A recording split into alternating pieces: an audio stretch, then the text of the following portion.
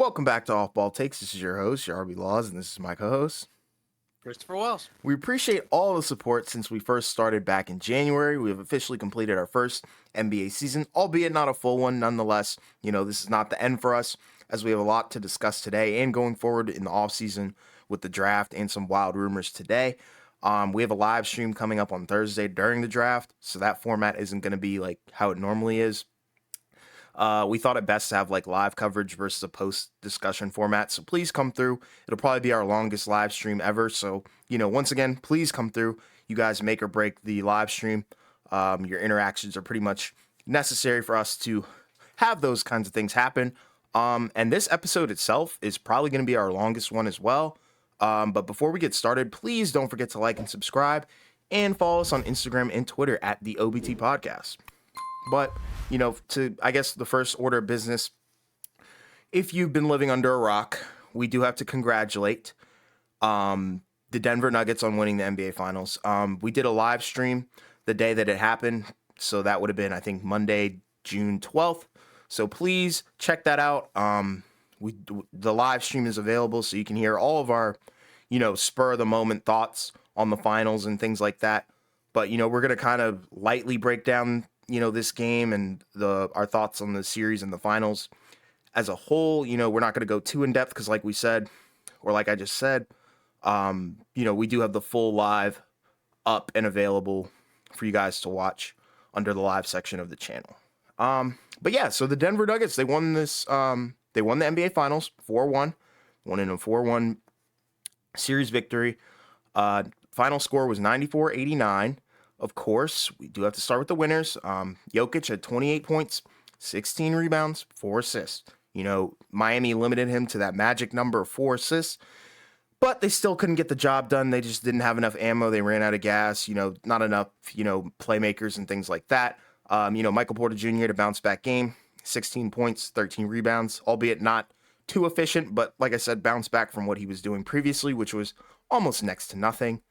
Jamal Murray, 14 points, 8 assists, 8 rebounds. Kind of a lazy game, if you ask me. I think, Jokic kind of carried this game in general for the Nuggets as a whole. You had some role players hit some really clutch shots and have some clutch moments, but overall, on a big scale impact on the box score, not a lot going on from this Nuggets squad. Caldwell Pope, 11 points. He had some clutch steals, some clutch shots, clutch defensive plays as well. Bruce Brown, huge plays. Whether it be, floaters, layups, tip-ins, hustle plays. Christian Brown, 7 points as well. So, overall, I thought it was a very interesting finals matchup that we had, kind of a tale of two cities. We talked about it multiple times on the podcast. Denver, they're the 1 seed, and then you have Miami, the 8 seed. So, you got the Cinderella versus kind of like, the by-the-book favorite in the West. Although, we've also talked about it multiple times as well, Denver wasn't the favorite in a lot of people's eyes, including ours, coming into these playoffs and coming into the season as a whole. And then, to look at the Heat, like I said, kind of a flat performance from them. You expect more from these guys, but, they did play better than I, I'm not going to say expected them to, but there were some guys that did play better who were playing pretty poor throughout the entire series. But, Jimmy Butler had 21 points, 5 assists, 3 rebounds, which is okay. You still want more from him, I think. We'll talk about that in a second as well. Bam had 20 points, 12 rebounds. Thought he had a great first half. Mediocre second half, in my opinion. Kevin Love, 3 points. Strus, 12 points. He kind of came back, after disappearing for a couple games, having some poor shooting nights. But, it is what it is. They still lost this game. You can't really, give them a pat on the back for losing. But, we do have to congratulate them for getting here, with this kind of roster. Gabe Vincent, 6 points. Very hard to really gauge with him. He's very inconsistent up and down. Very good player, I thought, in the Boston series. Not so much in this one. Kyle Lowry, I thought, personally, I advocated for him to start. He did have 12 points, and I think all of them were threes as well.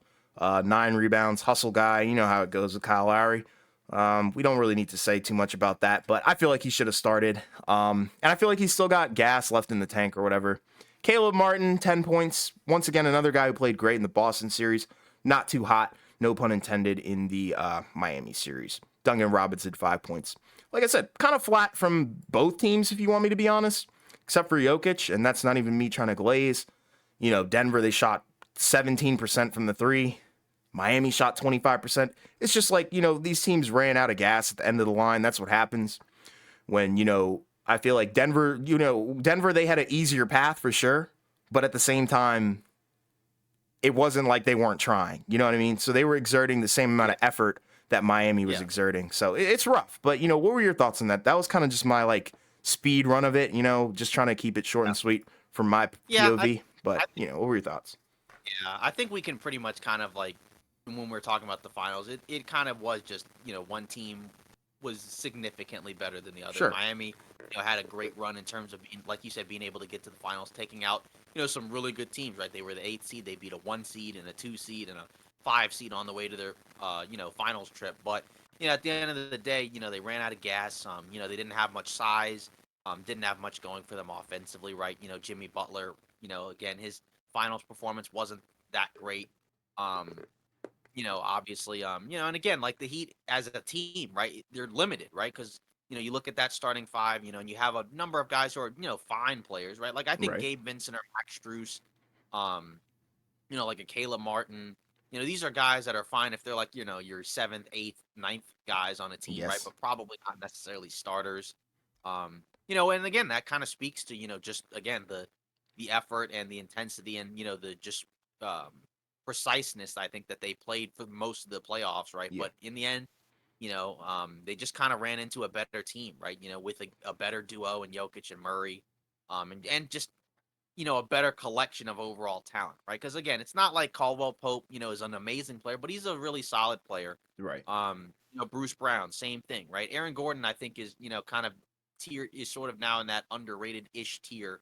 Where he's a pretty solid player, right? He's in that tier where not quite an all star, but much better than your typical starting, player, right? Yeah. Um, even Michael Porter Jr. is kind of in a funny spot where like he is a solid player, right? But, obviously he was kind of up and down in these playoffs, especially as a jump shooter, but, he's going to get paid like a really high caliber player. I think because he played enough games and won the title, he'll be making like 40. I think his contract now is basically fully guaranteed. So he'll Yeah. be making like 30 million a year basically And by that's the what they end of his paid him deal.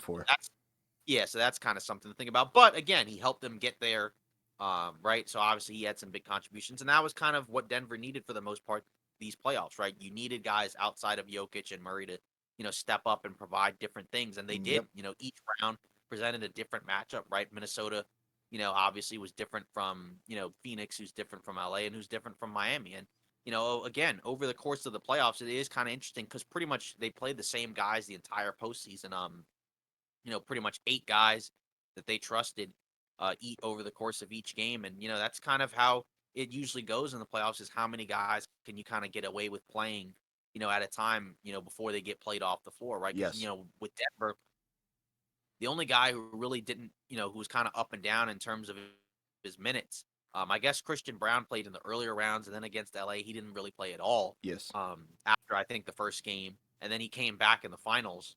Um, and then I guess after that, like Michael Porter Jr., his minutes in the finals kind of dipped a little bit towards the latter part, aside from this last game. But just overall, it's a really good team. Led by a terrific player, right? And again, this was kind of what he was what he needed in terms of like, to fill out, his career so far, right? Because he had the regular season accolades like the MVPs, the All-Star appearances, All NBA. All he needed was a title, right? So, obviously now he's entered that upper tier, of superstars, for sure, not just from like, a big spot, but just in general, Hmm. right? Because again, it takes a lot, to win a title as the best player on a team. Not a lot of Yes. guys can do that.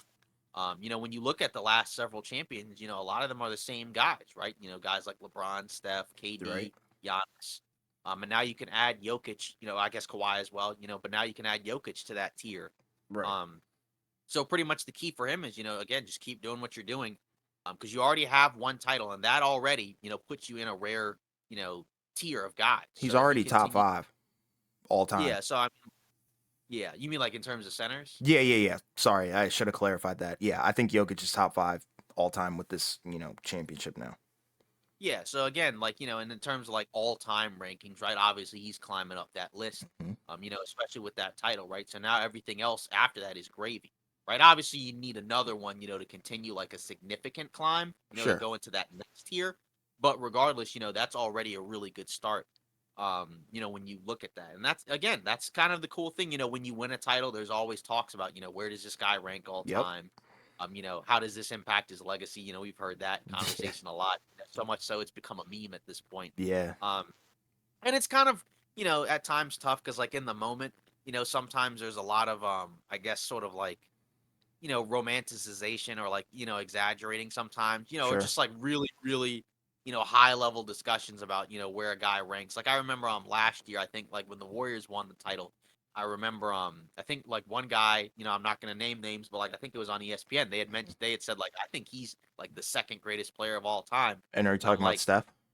yeah, and it's Okay. like, I mean, he's very yeah, like he's in that top 10, obviously, but I'm Yeah. like, second all time seems kind of high, but No. regardless, stuff like that that happens with every player when they win a title, right? Right. It always happens. So it's not It happened with exclusive. Giannis.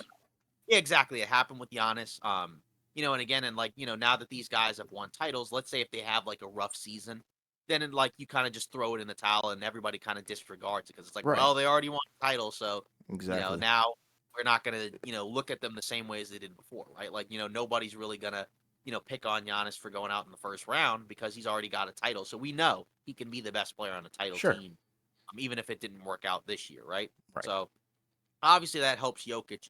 Jimmy Butler, obviously, it sucks to be in a position where like, he's in that tier where he's, clearly better than a number of other guys, but he's also not quite in that, elite tier. Right. And I think you kind of saw that in these finals, right? Because again, his finals performance, was okay, right? But certainly, right, we've seen, better performances from him and, better performances from other guys in that tier. Oh yeah, for So sure. exactly, right? Like, I saw like a player ranking, like a preemptive one going into next season, and I think they had him at 9. And I'm like, I think that's a little bit too high because I just don't feel like he's a top 10 player. I think he's right outside of that top 10, somewhere between like 11, 15.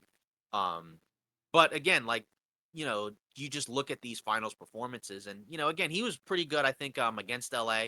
Hmm. Obviously, in the bubble. And again, like, he did kind of in a way what he could, but also like, some of the performances in general, that's kind of why, like, it's hard to be in that tier of, top tier guys because, again, there's only a handful of guys that we know can be the best player on a title team. Yeah. But also at the same time, you can factor in, right? It also just wasn't a great team, right? Like we've I was gonna seen, say that. I mean, they got to the finals, obviously, so they're good, right? But you know what I mean? Like they're not as good as the Nuggets, right? It wasn't He didn't exactly. have nearly as much help as Jokic did, and I think people definitely need to acknowledge that.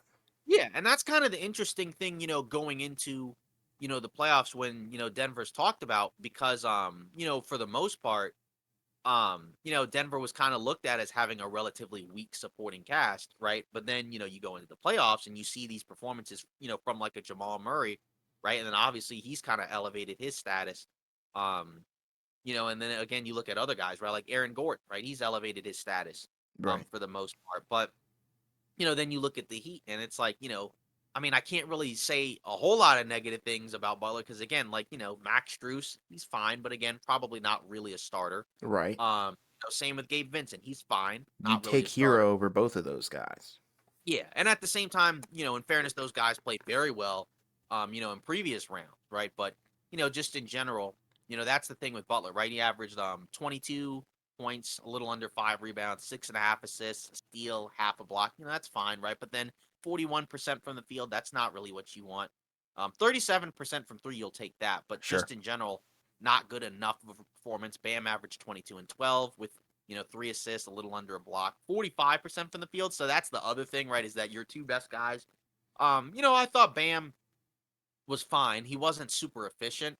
But again, like also like, you know, I don't expect him to, generally average like much more than like 20, 25. Like that's kind of his ceiling, I think, as an Yeah. offensive player. Because there's just certain skill sets that he doesn't necessarily have. And he's Where like, exerting he's exactly exerting, his right.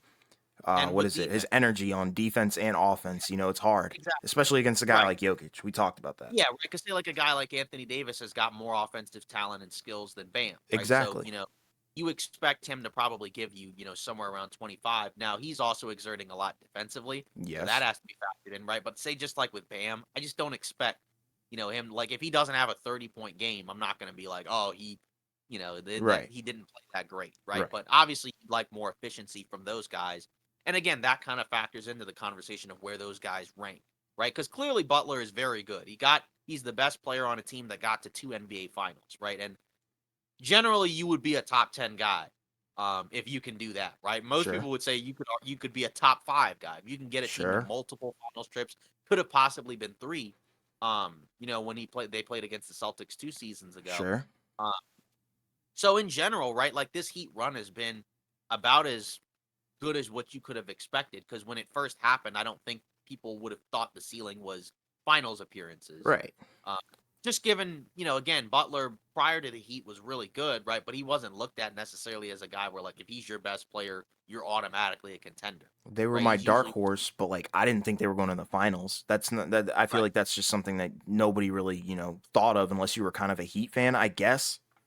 Yeah. So I feel like he's probably ranked about, relatively where he should be because he's not Sure. talked about to the degree of other top 10 guys because he really shouldn't be. Sure. Um, But at the same time, right, like he's probably also still better than some other guys that are probably Sure. talked about a little bit more. But obviously the person that has most to gain from the finals is obviously Jokic, right? Because Yeah. again, his team won. Mhm. And he's got all the other accolades which Butler doesn't have. Right. Yeah, because Butler doesn't have like MVPs. Right. He doesn't have, like he's got all NBA, right? But he's still not in that same tier. He's not going to get there even if he won a title, right? But He likes to save himself for the playoffs anyways, I feel like yeah, that's kind of something that we notice. He doesn't turn on the Jets completely until it hits playoffs because I feel like earlier in the playoffs he definitely was probably one of the best, if not the best player yeah. in the playoffs, you know what I mean?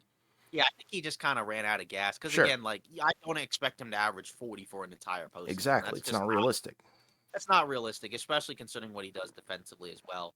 So he played well, he could have been better, but I also just don't think, like, they were gonna beat Denver because I think Denver's better. Sure. So, that's kinda how I look at it from that perspective. And then, I agree. obviously, as we've done with other teams that have been eliminated, we can get into some off-season stuff as Mhm. well. But obviously, some of that we could probably wait a little bit on, right? Because that's going to be tied into a lot of the rumors that we'll be talking about. Yep. So I guess we can probably save, that discussion for a little bit later. Yeah. I'm But I cool with guess we that. can kind of look more so like just on the season as a whole. Yeah, I'm Um, down. so this was definitely a very strange NBA season. I think that's pretty accurate. I mean, Mhm. I feel like we've kind of said that the last few seasons, but this Yeah. one was particularly just strange in terms of so many unexpected things that happened, right? Right. We had obviously, a number of teams, that we didn't expect to be really good that were good. A number of teams that we thought were probably going to be a little bit better weren't as good. And then of Right. course we go into the playoffs and we had a ton of upsets. Other in the for example, like we can go in and like the Kings had a great regular season. We're much better than we expected. Now they got upset in the playoffs, right? But going into the season, we didn't expect them to be, a top 3 seed in the Western Fair. Conference. Um, of course, the Warriors, right? They kind of struggled, for most of the season when I think most people, myself included, thought they would be better. Sure. I didn't think they were going to win the title, but I thought they would at least be, a little bit better than they were this season. Yeah, I think a lot of people had them coming out of the West. Yeah, exactly. I did. Yeah. And then say for the Lakers, right? They started off horrible, right? Then they pull off a trade, kind of at the last minute, with a day or so left in the deadline. And then get to the Western Conference Final, right? So 2-10 all the way to the conference, right? And then they get swept by Denver, right? But still, that's obviously an unexpected scenario. Um, we look at Phoenix, right? They were kind of like up and down for a good chunk of the season, right? They won 64 games last year, right? And then they have the issues in the offseason with team governor, Mhm. guys being unhappy, right? Then they trade for Durant, right? And then all of a sudden kind of reverses and switches things around, but then they still kind of come up short. They fire the coach. Um, and then we look at some of these other teams, right? Other teams that made, interesting moves, right? Like the Hawks, made their deals and it didn't necessarily work out. Of course, we got Minnesota, right, that made their deal for Gobert. That didn't work out. So a really fascinating season in terms of just all these storylines, all these scenarios that kind of played out. So I guess we can kind of start off with like, what was your overall I guess like favorite moment in the season, or like just in general some highlights or Okay. you know things that you can kind of look at. Well, I'll give kind of like my thoughts on the overall season first, and then I'll get into Yeah. that. Like, for me, I think this was a season of foreshadowing. I think, this is a refresher. I think this was a huge refresher. I think this is what the NBA needed. It kind of exposed, I'm not going to say, the frauds, but the teams that need some work, such as the Kings, the Grizzlies, and it also showed us, that guys still have it. The Warriors still have it, I think. The Lakers still have it. KD, I think, still has it. And then also, you've got the Nuggets who've been solidified. The Bucks need some work. Celtics need some work. Sixers need some work. I feel like the East is generally weak, so I feel like that's kind of the narrative that I've seen play out. But, in general, you asked me my favorite, moment from this season. Is that what you asked? My favorite moment? Yeah, yeah, Um, that's a good question. Um, I'm not gonna lie. It might be the Heat knocking out Milwaukee. okay. And like the reason I say that is because it was something that like not a lot of people expected. Like I every don't think time anybody expected exactly. that. Like every time the Heat won a game, everyone was like, "Oh, Giannis will be back. It'll be fine." Yeah, And they kind of said that, 3 times in a row and then right. look at what happened and, look at who Yeah, we had in the finals. It's just interesting to see the right. favorite go out kind of sad. Nonetheless, Yeah, they once did they were 1, injured. What'd you say? yeah, once it was 3-1, I knew it was over, that they Yeah. weren't coming back. I know some people thought they could come back, and Right. I'm like, listen, they're not coming back down Right. 3-1. But yeah, Yeah. that So definitely like that's probably my favorite moment just to see, the is. Heat do that.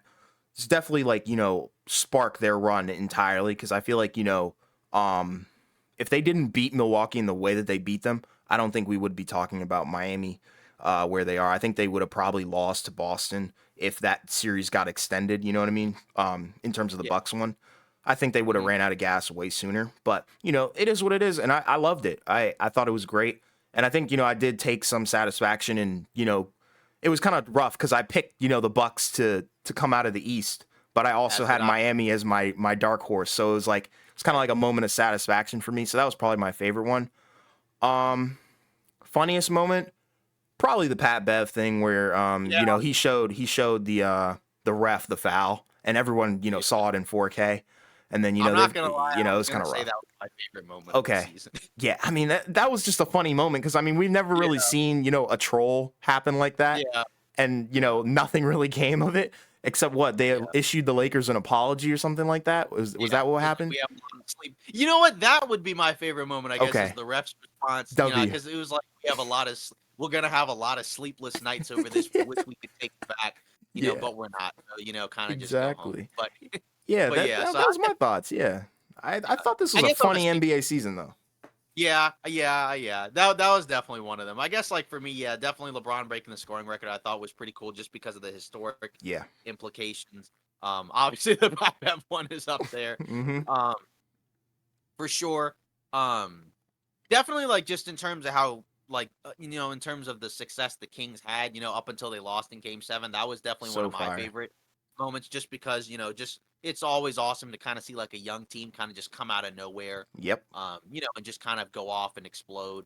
Exactly. Again, even though they did lose, but yeah, that would probably be one of my favorite moments just Okay. because I thought that was really just impressive just in terms of like, how the Kings had gone so long, without making a single playoff appearance. And then all of a sudden, not only did they make one, but they're a top 3 seed. Right. You said obviously they still need some work, but regardless, um, we'll get into it, once we get into our next topic when we talk about, our thoughts on how all of these teams did. But just in general, yeah, I think the Kings, that's probably my favorite part of the season. And I guess Okay. like that's not really one moment, so maybe that's kind of cheating a little bit. I mean, But it counts because it is a yeah, moment for them to go back to the playoffs and whatnot. right.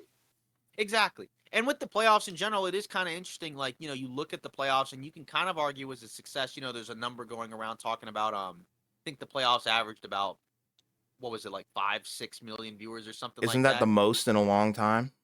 Yeah, it was the most, and I think I want to say it was about 5-ish years or so. And they said Um this was the most boring finals. Get yeah. out of here, Now, man.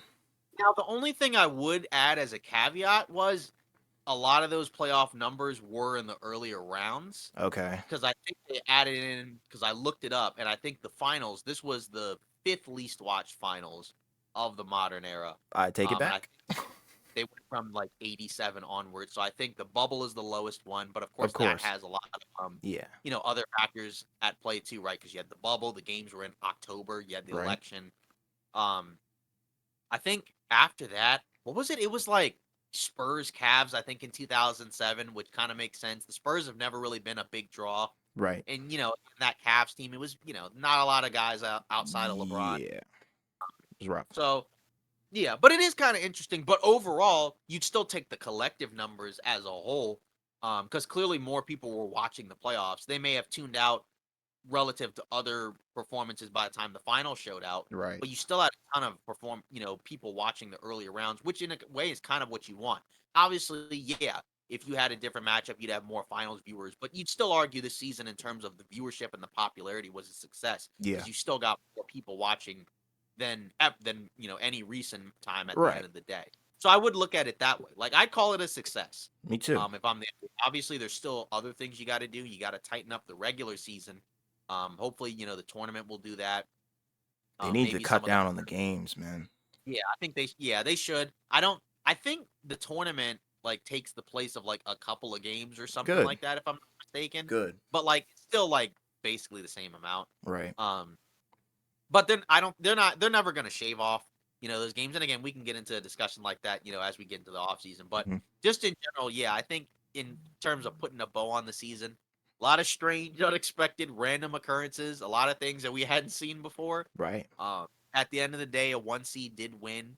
So in terms of like the overall script simulation, it's not too far off, Yeah. from what should have happened. Right. Um, but at the same time, yeah, it's just been kind of interesting, like you said, in terms of you know, how we got to this point, with all those things. And then, you kind of factor in, all the parity, right? Where you have multiple teams now where it feels like they do have a legitimate shot. It's not, one team, maybe two teams that are going to win pretty much guaranteed as long as they're healthy. We've had a different champion, I've said it multiple times, different champion the last 5 seasons, and each Yeah. team was built in a different way. And they're going to have to be built in different ways, as we get into the offseason because we'll have, the CBA and all those other factors to look into as well as the draft. But overall, yeah, I think this was a great season. Because again, like, you got more people watching, you got more people interested, maybe not necessarily in the finals as much, but still, like, you're growing the game. You have a lot of stars, a lot of really fun and interesting teams to watch. It just kind of comes down, can you continue that success during the regular season? I think because we know Right. in the playoffs people will watch for the most part, regardless, right? Um, but you do need to get people to watch in the regular season. But it is kind of tough because again, you're battling football. You're not topping football at any point. That's never No. happening. No. Um, right, but there's certainly room to grow. Um, it's funny with the Nuggets. One way that they should be growing there. I think if I'm not mistaken, their network provider has some sort of dispute with a lot of the cable companies. So a lot of the people in Denver can't even watch their team on the local What? channel. That's Yeah, terrible, exactly. man. Yeah, exactly. Like, for, I don't live in DC, right? But that's like, the team that's closest to Yeah. me. So like, we have the Washington Sports Channel. Yeah. So, we can always watch the Wizards, as long as we have cable. But like, Yeah. It's say in NBC Denver, Sports or whatever. yeah, exactly, right. But say in Denver, right, if you have cable, and you have like one, I think it's a couple of cable, I think it's like like Comcast, Xfinity or whatever, Okay. maybe ish. And Okay. again, Comcast is one of the more popular ones. So obviously, so if you got that, then and you're living in Denver, you're kind of in a tough spot where you're probably not going to be able to watch your home That's team. dumb. They need to And fix that, man. yeah, and keep in mind even with League Pass, it gets blacked out, so you're stuck either way, Right. um, which sucks. But yeah, overall, this season I think was definitely a great season with a lot of twists and turns. Again, if you turn this season into a book, right, it would definitely be one of those books where like you're gonna pick it up and you're gonna read it all the way through. You're not gonna like stop and kind of take a break, but you might have to take a break because there's so many things that happen. Um, but I think yeah, the Bucks Heat one is definitely kind of an inflection point in a way, just because it was Yeah. like holy. Because again, if the Bucks didn't have that happen, we could have had a Bucks Nuggets. finals, and you possibly have a battle and a discussion between Jokic and Giannis. Who's the best player? Exactly. 'Cause I That's feel my like, point. yeah, because I feel like Jokic has kind of elevated himself to now where most people are gonna say either he's like the best player or he's like certainly one of like the two, three best Yeah, guys, right? Like he's I've seen them already put, at number one. yeah, exactly. Yeah, I've seen the yeah, exactly. He's now entered the conversation when people mention best player in the league. He's a guy that's going to come up now. Some people will say he's undisputed. I still think there's a discussion to be had, but Right. he's definitely in that discussion for sure, which I don't think he wasn't considered that Right. for, right? And again, that's kind of what makes the NBA season always fun. When you get, especially come playoff time, because there's always guys that have a chance, to kind of show what they can do.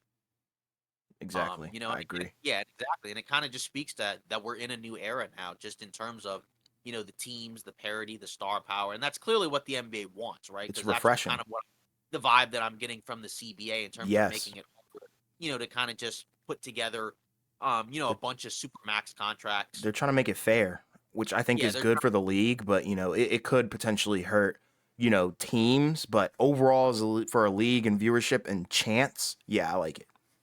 Yeah, it'll be interesting to see where it goes just because again, like you said, for some teams it'll be really difficult to keep their teams together Right. because you'll have to make some tough decisions, right? Like say with the Warriors, right? They're, the most expensive roster in the league. They're way into that tax and they're gonna have some really big decisions to make in the offseason, in terms of figuring out, who stays, who goes, who do we pay, who do Right. we, kind of like trade a guy and split it up. But even if we do that, right, we're still really limited with what we can do. And there's other teams like that, right? Like Phoenix is like that. I think the Clippers are like that. Um, and we'll get into those in the offseason. But just overall, just to put a bow on it, I liked it. Me too. I loved it Yeah, actually. yeah, It was so yeah. Well, refreshing. It was refreshing, and I can't lie. yeah, exactly. Yeah. Because again, going in and not necessarily knowing like already who's gonna go in and win, like Right. that's fun. It's fun to kind of like figure stuff out, sort of like a puzzle. Um, Exactly. yeah, and I guess now to kind of move on to our next part. Um, I guess and this will kind of be, I guess, the ultimate topic of or I guess ultimate end this season discussion. We're kind of basically gonna take all the teams and kind of give them letter grades. To kind of just sort of like ranking and sort of like briefly give our thoughts on each team and how they did the season. Hmm. Obviously, it's a little bit weighted, right? Because some of these things are relative to where they are. Right. Like, just because you're a bad team, that doesn't automatically mean you get like a D Exactly. grade. Because again, it also there's other factors that play into this as well, right? Like in terms of did you get a high pick? Do you have like a lot of young guys, to kind of build stuff off of? And other things like that. So we're gonna kind of go like sort of in the order of the playoff brackets, I guess. Hmm. And I guess we'll start kind of with the Western Conference teams. Sure. So we'll start with the Nuggets. Yes, I sir. think it's pretty easy. Enough said. I think you can just easily give them an A, right? You Yep. win the title, you get an A, you get the highest grade, no matter what, right? Because you win the title, you did your job, right? They were going into the season trying to win, obviously, right? Because they had the star power, they had the Yep. roster. Yep. They weren't looking to just, kind of just go in the playoffs and be okay. They wanted to win, and they accomplished that. So just give them an A. I think that's really easy to do. Yeah, I agree. They have an A for me. They came into the season with a chip on their shoulder, huge one. Um, and they used that to their advantage. They got put in some tough situations, but at the same time, they also played their heart out and played the best basketball I think that we saw in these playoffs. I think they were the most consistent team, most solid team, and definitely the most overpowered team. So therefore, you can only give them, the highest grade available, and that's an A. Yeah, yeah. And for what it's worth, I also want to preface I don't have any Fs. I have Maybe one. yeah, but yeah, so we'll see. But I don't have any Fs personally. But I'm gonna move on to the Lakers. I was Sure. kind of floating between A and a B. Okay. Um, it was just so hard. I didn't really want to like just like have them match Denver, but at the Right. same time, I also kind of like factored in okay where they started, given Yeah. where they ended. So I just ended up giving them because I have multiple teams that have A's, but I Sure. gave them one, only because again with the way they started and where they finished, right? I think that's in itself is pretty solid accomplishment. Right. Obviously, if they had gone into the season with this roster and then they got swept in the Western Conference Finals, I would have given them like a B. Um, but because they didn't have this roster, we had no idea what they were gonna do. Right. Um, at the deadline, right? Like there were tons of rumors, right? Going back to I guess really early into the first season with Russ, because like his name had been mentioned in rumors, like not probably like barely like 2 months after he started playing. I think the Yeah. December It was quick. of that same season. Yeah, it was quick. But regardless, being one of the last four teams standing, right? I think given that, I would say an A. Now at the same time, right? Obviously, if you have LeBron and AD, you're more like we want to be in the finals. But at the same time, I just don't think the finals going into this season was probably a realistic view, Hmm. um, in my opinion. Hmm. Obviously, they want to get there, right? But at the same time, you can't help that you lost to a better team.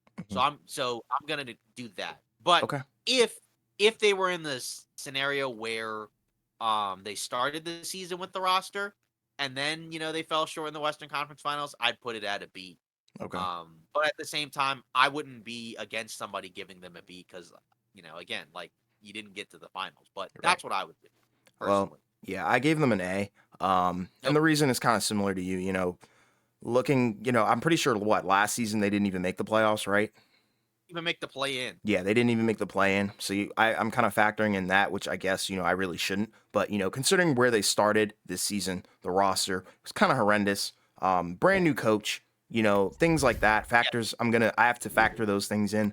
And to get to the, Western Conference Finals, I think is a big deal. Although they did get swept, I think that kind of just shows you that Denver was ready for it. And like I said, they had that chip on their shoulder. LA was kind of just trying to figure it out, I guess, with the roster that they had just crafted at the trade deadline and whatnot. And, some guys really fell short on that team, on the Lakers team, that is. But, as a team, collective, and a season, I have to give them an A because of where they started and where they finished, And they did get past, some pretty tough teams, I think. But I don't know. I do have to give them an A. That's kind of just my reasoning. It's pretty much the same as yours. if I were Michael Malone, I'd give them like a C or a D. Yeah, But yeah, yeah. because If I was Michael Malone, I'd give them an F. We're running oh it yeah, back, bro. you're right. And then now I'm moving on to the Suns. Mhm. So I gave them a B. Mhm. Obviously not quite in the same situation as Mhm. LA, but they did, turn over their roster at the deadline. They got Mhm. Kevin Durant. Obviously, they were kind of looked at when the trade happened as the favorites to come out of the West, and they Mhm. didn't come out of the West. They lost in the second round to the Nuggets. But I didn't have them coming out of the West anyways, because I just didn't think that you could, making a trade like that can get you to the finals. Mhm. Um, obviously some people may give them a lower grade. Um, but also like at the same time, right? Like, you ran into injuries. And that has to be factored in as well, right? Chris Sure. Paul got hurt. Aiden was hurt, I guess, in game 6. Sure. Um, right. And by that point you weren't beating Denver. Just because you just didn't have enough guys. Um, but again, again and again, not to bring in next season, right? If they had started with this roster going into the season and they, lost in the second round, then I give them a C. Right. Um, right, but I'll give them a B. And maybe that's a little too fair, but I just think again, like you changed your roster at the deadline, and Durant was hurt when they first traded for him, so he Sure. only played like what, like 7-ish games before the playoffs or Yeah. something like that. Something around that. So I'm gonna give them a B. Just because again, like considering the turmoil going into the season, and just the deal at the deadline making it a little bit tougher, Mhm. right? I'll give them a B. But at the same time, obviously it didn't end the way that they wanted it to. Otherwise, they wouldn't have fired Monty Williams. Right. Well, I'm gonna be a little bit more harsh. I'm giving them a C. And that's mainly due to the fact that I really wasn't impressed when it came to really their playoff performances, against the Clippers. They're just barely squeezing by a team that has no PG, no Kawhi. It was kind of ugly in my opinion. And then once you get to the Nuggets, you can kind of just see that the roster has too many holes. Kind of, I'm not going to say, poorly coached, but they didn't seem very disciplined. Couldn't, get everything they wanted like we kind of thought they would. With a team that has Kevin Durant and Devin Booker, you'd kind of think that it would be magical, free flowing offense, but it looked kind of stiff. And I don't know if that's because of DeAndre Ayton, Chris Paul. I don't know what that was. I'm still trying to wrap my head around it. So that's kind of why I give them a C. I feel like this was kind of mediocre. definitely didn't live up to the hype. I picked them to come out of the West, and they certainly did not. Um, but yeah, overall, I feel like this was disappointing. When you grab a guy like Katie, you kind of want to automatically be in that contention category, and I guess they were at one point, but once they met up with Denver, it was kind of over. It was over with, and that shouldn't be the case, I think, with a team with Kevin Durant and Devin Booker. So I feel like they have a lot of work to do, and that's why I'm giving them a C. That's kind of like room for improvement, if that makes Yeah, sense. So that's kind of yeah, where I put them. yeah. Now, funny enough, I gave this next team a Hmm. C, and that was Okay. the Golden State Warriors. Okay. So obviously they were up until Denver won, the defending champs. Hmm. Well, I guess up until they got knocked out, Hmm. defending champs. Right. So going into the season, I think there was a lot of hype in terms of going into the season with their roster, right? Coming off of an impressive title run. Hmm. With a number of young guys kind of waiting in the waters or whatever you want to Yeah. call it. Waiting in the wings. Um, Yeah. exactly, yeah, waiting on the wings. And so, you're kind of going into the season saying like, okay, so Steph had, a regular season that was not quite as good as what he normally was in the regular season that, Right. last year. You'd expect him to be better and he was. Um, right? You thought, all right, Clay was probably going to be better a year removed. And he wasn't to start the year and was much better during the second half of the regular season. And then obviously it cratered come playoff time. Yeah. Um, Wiggins, you thought would probably be around the same, maybe a little bit better, right? He played fine, right? But he just didn't play enough. I think he only played in 37 games. And then Draymond, right? Obviously, you factor him in, right? Because, he had the punch. Of course, he's going into a contract year, kind of, right? So you have that type of turmoil off the court as well with him and Jordan Poole, Hmm. right? Jordan Poole, coming in, getting his new contract, right? You thought he'd be better. He wasn't. Right. And then there are other young guys, right? Like Kaminga, Wiseman, Moody. Everybody thought, myself included, that they'd be better. But they weren't.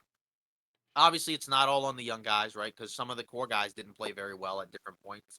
But at the same time, right, you're the defending champs, right? You got, a pretty accomplished group of guys, right? You got a great coach, right? The roster was relatively similar to what it was last year. Sure.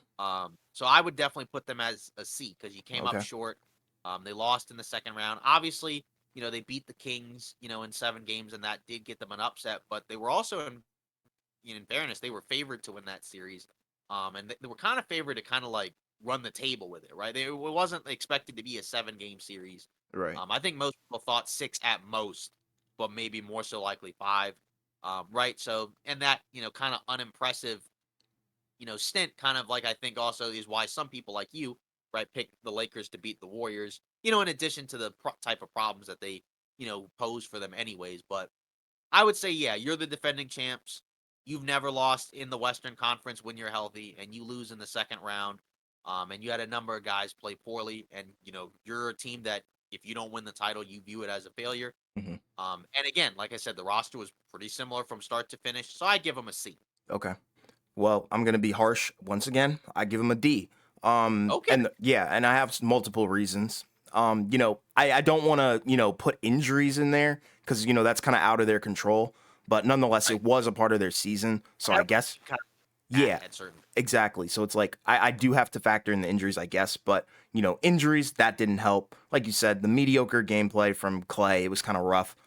Jordan Poole not being that great, in the playoffs, that hurts. And you already, kind of gave him a really big contract. I think that's a fat L. Um, Draymond Green, all the drama, now you're kind of have to figure out, are we keeping Draymond Green, Klay Thompson, or Jordan Poole? It's kind of one of those things where you're in a bit of a quagmire, and that's unfortunate, especially with a team that has that much talent. And considering the fact that, they did win the championship last year, we've seen them go back to back. And the expectation when they win a championship, I feel like, is for them to at least make another appearance there. So for them to not make that appearance, I think that's rough.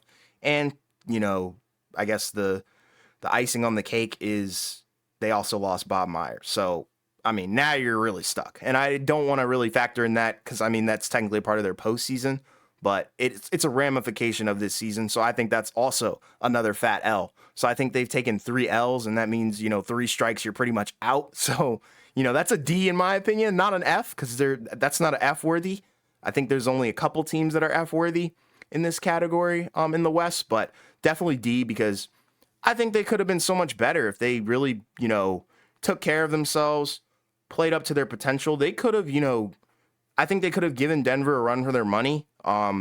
Especially with a guy like Steph, Clay at his full potential, Jordan Poole at his full potential. I think, this team could have gone far, but they simply didn't. And that's the unfortunate reality. So I have to give them a D.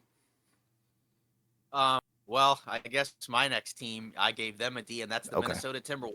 Fair. Um, so obviously going into the season, we knew with the Gobert trade, in my opinion, I think that's one of the worst trades that I personally seen in in the time that I've watched the NBA. I mean, obviously I wasn't around, during some of the awful trades, from previous eras, right? Like say trades from like, 90s, 80s prior, right? Because there were some awful trades in the past. But this one, considering it's the modern era, considering all the advantages you have, nowadays compared to previous eras, this one's definitely up there as one of the worst ones. Yeah. Um, right, the GM for Denver leaves Denver, gets a huge raise um, to run Minnesota to watch as his previous team wins the title. Yeah. So as you said with the Warriors, yeah, that's a fat L right there. Yeah, exactly. Yeah, so I'll join in on that. Um, obviously, you started the year with D'Angelo Russell. It didn't necessarily work out. Seemed like that there were some chemistry issues going on with some of the guys on the Sure. team. Um, so there were some bright spots, I guess, to prevent it from being an F. Where you moved out D'Angelo Russell, got in Mike Conley as a veteran. Just even if you don't feel like he's the more talented player, just in terms of just being a guy, that can Mm. kind of set everybody straight. Um, you got that. Obviously, you have Edwards as a bright spot, who looks like he's kind of going to be a bona fide, big time guy. Um, in the near future.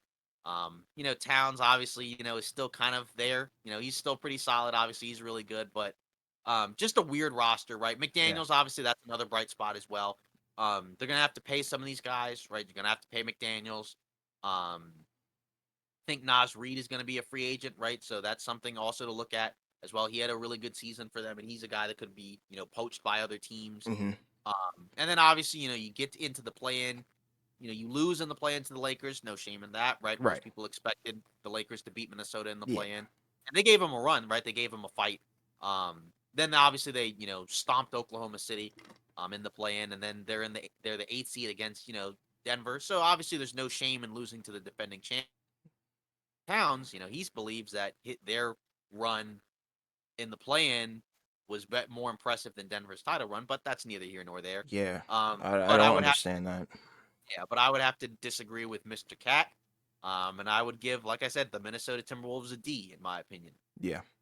I was teetering on the edge between D and F. I mainly wanted to give them an F just because of the Gobert thing. I thought that was the most delusional, asinine trade that I think I've ever witnessed myself. Very dumb. He doesn't really bring much on offense. I don't know. I don't really want to dwell on the trade, but I'll give them a D mainly because there were some bright spots. Now they figured out, okay, our number one guy is Anthony Edwards. We figured out he's a ball dominant guy. We don't have D'Lo anymore. We don't have to worry about the contract, whatever it may be. You've got some bright spots with McDaniels. I think he's a great player. Provides so much on both ends of the floor, I think. But yeah, that Gobert thing is lingering. And now you've got the Towns rumors that he's potentially being shopped. So, that's kind of rough. It's like, you want Towns to live up to his potential because we all know he could be, a really great big man. But, now you have to factor in the injuries and stuff. So, they may have missed the mark and window on, Towns' prime, I guess. I don't know. It may be too early to say, but it's rough. I feel like Minnesota's in a tough spot, and that Gobert trade definitely set them back a couple of years for sure. So now they kind of have to restart. But at least they do have grounds for a restart. So I'm not going to give them an F. Like I said, now they know Anthony Edwards is our guy, and we can build around that for sure. And the future is somewhat bright, but the present is very grim and bleak. So that's the problem with them. But I'm going to give them a D.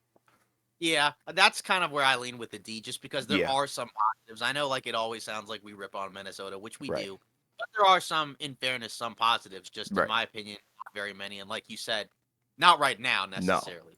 The More so future like, has, yeah, it has some bright spots, but the present is very dark. It's cloudy. Moving on. So my next team, the Clippers, I gave them a C. Okay. Not C for Clippers, but just C, just for just kind of just average, I guess. Yeah. Obviously with Kawhi and Paul George, that's kind of another duo that's kind of expected to compete for a title. Mm-hmm. Um, and again, they were up and down during the season. They had moments where they looked really impressive, Mm-hmm. others not so much. Then obviously they kind of made a big move when they acquired Westbrook, in the buyout Right. market, right? That was kind of a move where people were either like, thinking like, this is gonna be horrible. Or other people were like, it'll be much better. Right. And it definitely was better. It was kind of a rocky start, I think, where they lost a number of games early on, but they kind of got into it. And he ended up playing very well in the playoffs. Some of that was tied into right, no Paul George, no Kawhi, so obviously he's going to have the ball in his hands more Right. and have more opportunities. Sure. Um, so obviously, for Westbrook himself, right, you give him an A. For kind of rehabilitating his career. But at the same time with the Clippers, right, you'd like to go a little bit further. But again, the issue for them is always the injuries, right? With Kawhi and Paul George, it just seems like you can't get, a long enough stretch of them playing together, to really contend, right? Because when they're healthy, I think most people do look at them as a serious contender. Because I've seen that from a lot of people who cover the league and just people who cover other teams in the West in general. But they're just never able to seem, they just never seem like they're able to pull it together. Other than like a few blips or two, right? Because they went to the Western Conference Finals a couple years ago, right? But then no Kawhi, he tears his ACL, um, or hurts his knee or whatever, right? So then they can't really get any further, right? And then last year, they're kind of out of it. Right, so they had a chance this year, but again, injuries, same thing. Kawhi's awesome through the first two games, looks like himself, right? He seems like he's back from his ACL injury. Then lo and behold, he gets hurt again, and then we find out after they get eliminated, he's got a torn meniscus. Right. So, and then Paul George, he was hurt, didn't play at all in the playoffs, right? They're getting older, so it's probably not going to get much better. Their roster is super expensive, so it makes a lot of changes and flexibility really difficult. Yeah. So I wouldn't give them a D, just because again the injury. So it's like, what are you supposed to do? Um, but at the same time, obviously no higher than a C, just because again, like you went out in the first round, and this is a team that when they're healthy, they need to, they should be up there with, any of the other top Western Conference teams, right? So it's kind of like between a C and a D. Sure. But I just lean more towards C because, like, I just D would have been more so like if they were like a playing team and like didn't really do much. Like if they were like 7, 8, Mm-hmm. but because they were like the 5 seed, and again performed admirably against the Suns despite being without their best players. I can't give them much higher than a C. Yeah.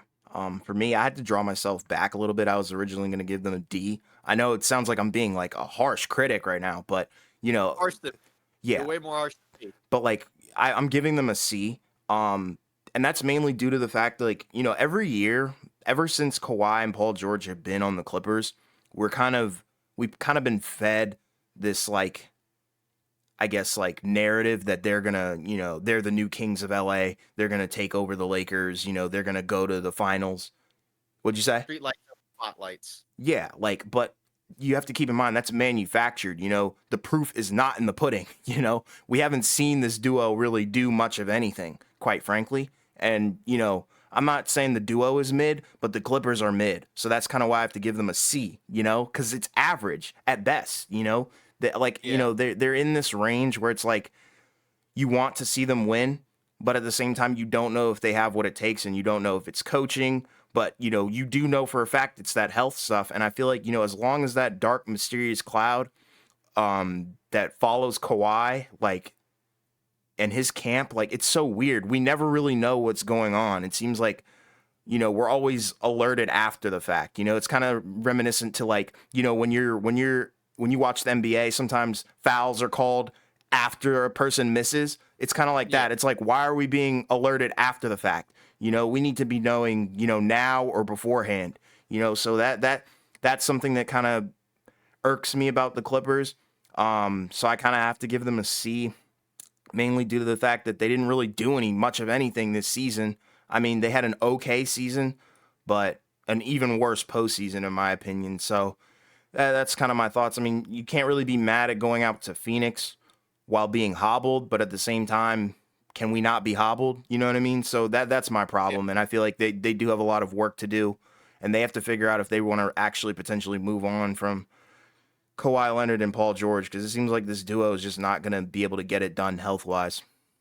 Yeah, I feel like they probably got like maybe one more year. Yeah, because we've been At fed this thing like what for 4 years straight, 3 years yeah, straight. It's kind of this rough. was the season together. Yeah, Technically third. Kawhi didn't play at all the previous year, but imagine that. uh, yeah. So this next one, I feel like I'm being a little generous with this next one. Okay, Um, and this is the Grizzlies. okay, I was kind of teetering between a C and a D. okay. But I'm gonna give them a C. Um, Oh wow. I think they did have a really good regular season, despite obviously a lot of the controversy surrounding their team. In terms of their best player, Ja. Sure. Um, but then obviously, right, like you can't give them any higher than a C because yeah, they had a really good regular season, but then come playoff time, they go out in the first round. Now they Right. weren't, now they were missing some key guys. Right, but still, losing to a seven-seeded Lakers, like you said, I guess there's no shame with the Clippers losing to Phoenix, but with the Grizzlies, you had home court, and you still had your stars there, right? Like you had your main key guys there. Obviously, you were missing other key elements, right? Like Adams, Brandon Clark, right? That's Right. obviously crucial for for sure because those are your bigs that you need, to handle LeBron and AD. But still, right? This is a team that coming off of last season was looking to take the next step, right? Mm-hmm. Like they got to the second round last year, lost in six to Golden State. Ja was hurt, for half that series, but still, you know, you were thinking if you're Memphis, we want to take a step forward, right? They're not one of those teams where like, they're okay with just making the playoffs and winning a round, right? Like, yeah, I think that this team feels like a team where internally they want to really compete, and challenge in the Western Conference, right? Because again, like they've been a top seed, for the last couple of seasons, right? And again, they fell short in the first round. So to me, I think that's where you give them, either a C or a D. Like I said, I lean toward the C, just because you factor in some of the injuries and all that. But still, it wasn't a great season once you include the playoffs. Mm-hmm. Um, and then and again, that's not even counting the off court issues, which are clearly impactful, which apparently we still don't know about, even though we were supposed to find out after the finals. But Yeah. it'll happen, by the time this episode comes out, and then of course we won't be able to talk about it until Yeah. later. But still, yeah, I gave them a C because, like you Okay. said, kind of like with the Clippers, it just felt like sort of like an average, season, just in regards to like again, this is another team that you think should be contending, but then they go out in the first round. Mm-hmm. Now, in fairness, compared to some of these other teams, they are much younger, Mm-hmm. but still, and that has to be taken into account. Whereas, like, the Clippers, that's a lot of, those are veterans, including guys that have won a title like Kawhi, right? Warriors, veterans, Suns, veterans, whereas the Grizzlies are a much younger team. So Right. they have more room to grow. But again, this is a team that already went to the second round, last year and, was probably looking to improve. So, you go out in the first round, like I said, I can't give you much more than a C, as a higher seed, right? I never looked at them as like a championship caliber team. Right. So if they were, I would have given them a D. Right. But again, like still not much more than average, maybe below average. Again, like if somebody gave them a D, that'd be fine. Just because again, like you're looking to contend and you went out in the first round Mm-hmm. and all your main guys were relatively healthy. Obviously you were missing other guys, right? But you had Ja, even though he did hurt his hand, in fairness. Yeah. You had Desmond Bain and you had Jaren Jackson Jr., right? All those guys played, they were available, and you fell short. So to me, I think that is at least a C, no higher than a C. Yeah. Well, for me, I kind of want to divvy it up. This is kind of a joke, FYI. Their No, off the court grade is definitely an F. I'm kidding. But in general, I feel like their season was kind of rough, but I wanted to give them a B. Um, just mainly due to the fact that there's a silver lining. I think they have tremendous upside. I think they're one of the teams in the West and in the league in general that has tremendous upside. They could just hone yeah, in that immaturity and that youthfulness. We all grow as human beings, and that's what they need to do. They need to focus in on basketball, keep it strictly basketball. Block out the noise, put your blinders on. But I kind of have to give them a C. I'm not gonna be too harsh on them and give them a D. I really want to either give them a B or a D, but I'm gonna give them a C, mainly due to the fact that they were the number 2 seed. So I do have to give them credit for that. But at the same time, it was somewhat of a fraudulent number two because, as you said, they they got eliminated by the Lakers. There's no shame in, I don't think, losing to LeBron, but when you're generally healthy and you have your stars, I think you need to take a a reflection and take some time to reflect on your roster, what you guys can do to improve as basketball players and people in general. So yeah, C for me. I feel like their future is bright. Like I said, tremendous upside. But I'm also curious where this team goes as well. I like the coaching, but the immaturity's got to go, and that's why I give them a C. Yeah, I think that. Yeah, I think that's a pretty fair grade because Yeah, again, like it's not quite the same as some of these other veteran teams right, because they are young, so there is upside. right, But they're also a team that should be competing, and sure, going out in the first round when you got to the second round isn't ideal. yeah, So I think that's a good. I think that's a pretty good grade, middle ground to look at. yeah. Um, moving on, the Sacramento Kings. So I guess I feel like this may be a little too generous, but I kind of gave him an A personally, Okay, um, which is I think is probably a little too high. sure. But I just think again, kind of like what I mentioned with the Lakers going into the season, given where they were coming from, right? Not having made the playoffs in almost 20 years. Um, having a roster that, even though it looked like it was fine, it didn't look like, a roster that was going to be still really that great. Mm-hmm. But then they got to, they were an almost 50-win team. Now, you know, similar to the Grizzlies, they went out in the first round to the Warriors. But, like you said, there's no shame in losing to Steph. But the Kings are in a different situation, I think, than Memphis because, again, this is their first playoff trip. And that's also a relatively young team as well. I mean, they literally had a rookie starting on the team, in Keegan Murray. Um, so I factor that in where it's Mm-hmm. like there's room to grow there.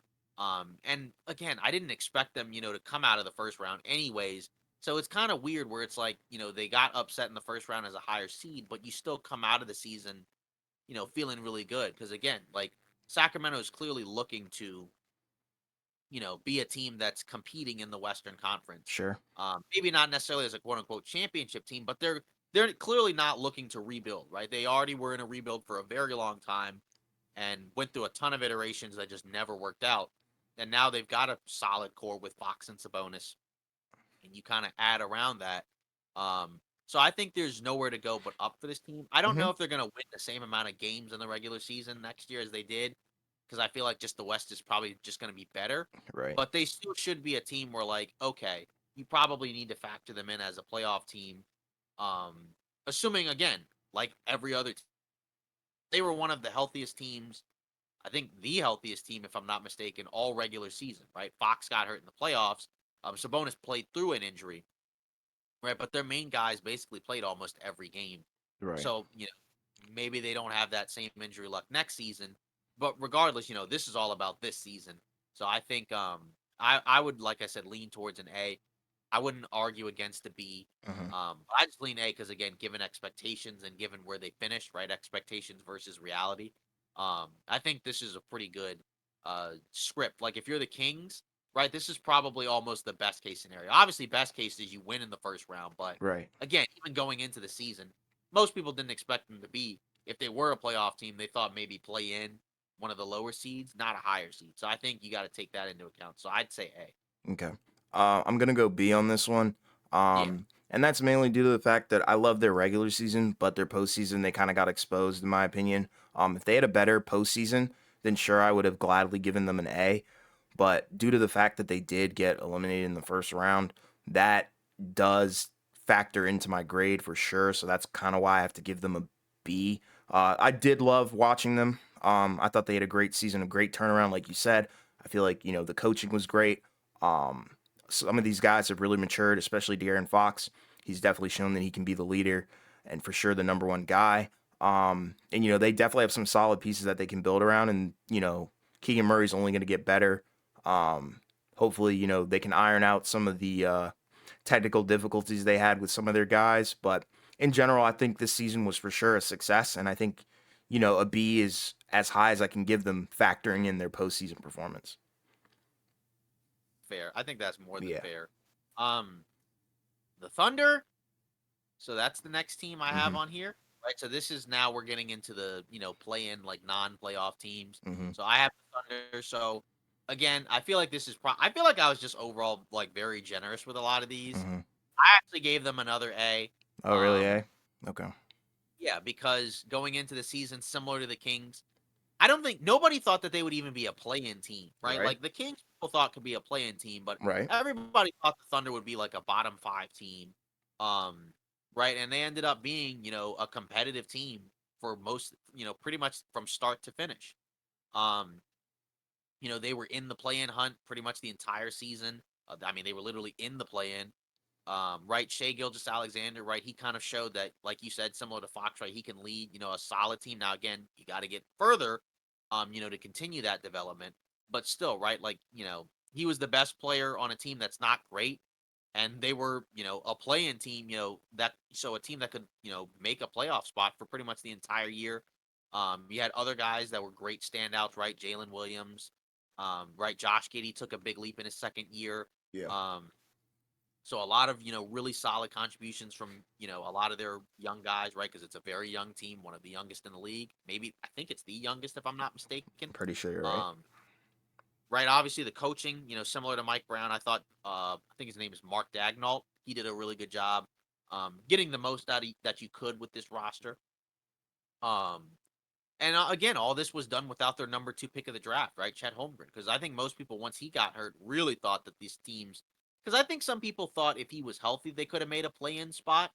But once he got hurt, which was relatively early into the off season, I think most people were like, yeah, this is a bottom five roster.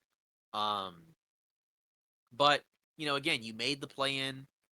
You have a number of guys that you can continue to build around. Obviously, you didn't make the playoffs, right? So obviously, like I said, that, if that's the one ding you want to give them, you can Mhm. give them that. Um, but again, going into the season without your number two pick, to me, a play-in spot shouldn't have really been looked at as a realistic goal, but Right. they got there. Um, so like I said, I think given that and given the fact that their future is also very bright, right. Obviously, they're not going to have as high of a draft pick as they would have had if they were, really bad. Mhm. But clearly, they don't need it because they have a Right. lot of other really good guys on the team. Obviously, you can't keep everybody. So at some point, right, some guys are going to get moved. But in terms of the regular season combined with the play-in, like I said, I would lean towards an A. Just because again, like I don't feel like there's much better that they could have done. Like they could have made the playoffs, but I just didn't really see that happening because I just didn't feel like they had didn't have enough talent, not enough Sure. size. Right, that's where you miss Chet. Because they had basically no real center for the entire season. Right, you had what I think the other Jalen Williams, as their center. And sometimes what Mike Muscala, Yeah. um, Not too and deep other there. yeah, exactly. Dario Saric, right? Mostly guys who aren't really centers other than Muscala. Right. Um, so that's kind of how I look at it for them. And again, maybe it's a little too generous, and I feel like I've been really generous with a lot of these, Mhm. but I just feel like they had a really good season, despite again not making the playoffs. Mhm. Because again, they overperformed expectations and clearly still have a bright future, right? If this was a scenario where like there was very little talent and they overperformed and they didn't really get a draft pick, maybe I would give them a lower grade. But I just Right. think in combination with regular season and all that other and all the other variables, that's where I lean into the A. But again, if it's a B, I think that's more than fair as well. Yeah. And that's my grade. I'm giving them a B. And the main reason is kind of like you said, you can only the only thing they came away from or came away with from this season was really positives. However, the playoff success wasn't there, so I'm not ready to give them an A just yet. But they've really set themselves up for the future very well. It's kind of similar to Minnesota where they figured out Shea is him. He's that guy. He's the number one guy for sure. He's a superstar, dang near. If you ask me. So they know what they have in Shea now, and they can build. All they can do is build. Like you said, this was a season without Chet. um, so that is also a factor. The fact that they, outperformed expectations without, Chet, who's supposed to be what coveted as like what the second best player out of this draft class, this previous one, Yeah, right? second overall. Exactly. So yeah, So he's pretty. There's a lot of hype around him. So hopefully if he comes into the mix and comes into the fray, um, then they'll be even better. So I think that's a fair grade. I think a B, an A or a B is pretty fair. But like I said, for me, for you to have an A season, I think you need to be you need to have done pretty well and outperformed expectations in the playoffs as well. But that's just me personally. So, without the playoffs, yeah, B for sure. So moving on, the New Orleans Pelicans. Hmm. So I kind of sort of teetered between a C and a D. Mhm. Um, I don't know. I feel like for this one, I almost kind of want to lean towards a C and be a little bit more forgiving. Mhm. Um, I think going into the season, I think there was a lot of hype surrounding them. I Oh think yeah. they were kind of looked at as sort of like this season's version of what Memphis was last year, Yes. where they were looked at as the next young team to take a huge step forward. Mhm. Um, and it started off like that, right? Zion and Ingram were, early on in the season, both playing really well. The team was winning, right? And then, as what unfortunately continues to be the case, right? They get hurt. Ingram, Zion gets hurt early, misses a few games early on, and then comes back. But then Ingram, gets hurt, I think with the toe injury, and he's out for basically 2 months. Yeah. Um, Despite that, they were still winning a lot of games. Because Zion was amazing, right? He was even talked about at one point as a potential MVP candidate. Yeah. That was really early. Yeah, because I think before he got hurt, they were number one, I think, in the Western Conference with Denver, right? Which was certainly looked at as a big shocker surprise, right? Yeah. I think people thought they'd take a step forward, but not up there. But then, of course, as I mentioned, before, right? Then injuries once again happen, right? Zion gets hurt, first week of January, I think, and then we don't see him again.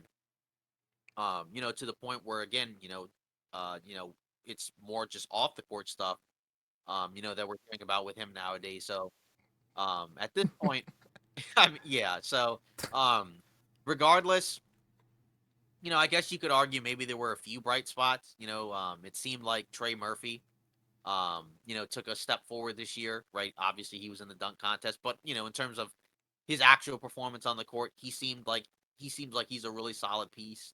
Um, right, Dyson Daniels, was kind of up and down at different points, right? He was Yeah. kind of their lottery pick, still kind of raw, but he in theory should get better. Seems like a really interesting, intriguing prospect. Mhm. Um, and again, you have a couple other guys, right? Jose Alvarado, right? He missed time with an injury, right? But he kind of stepped up at different points. Sure. But then after that, right, like McCollum was okay, but then he got hurt as well. Mhm. I think he was hurt towards the end of the season, if I'm not mistaken. Yeah. Right? Yeah, I think he played in the play-in with an injury. That again we didn't know about until afterwards, but still.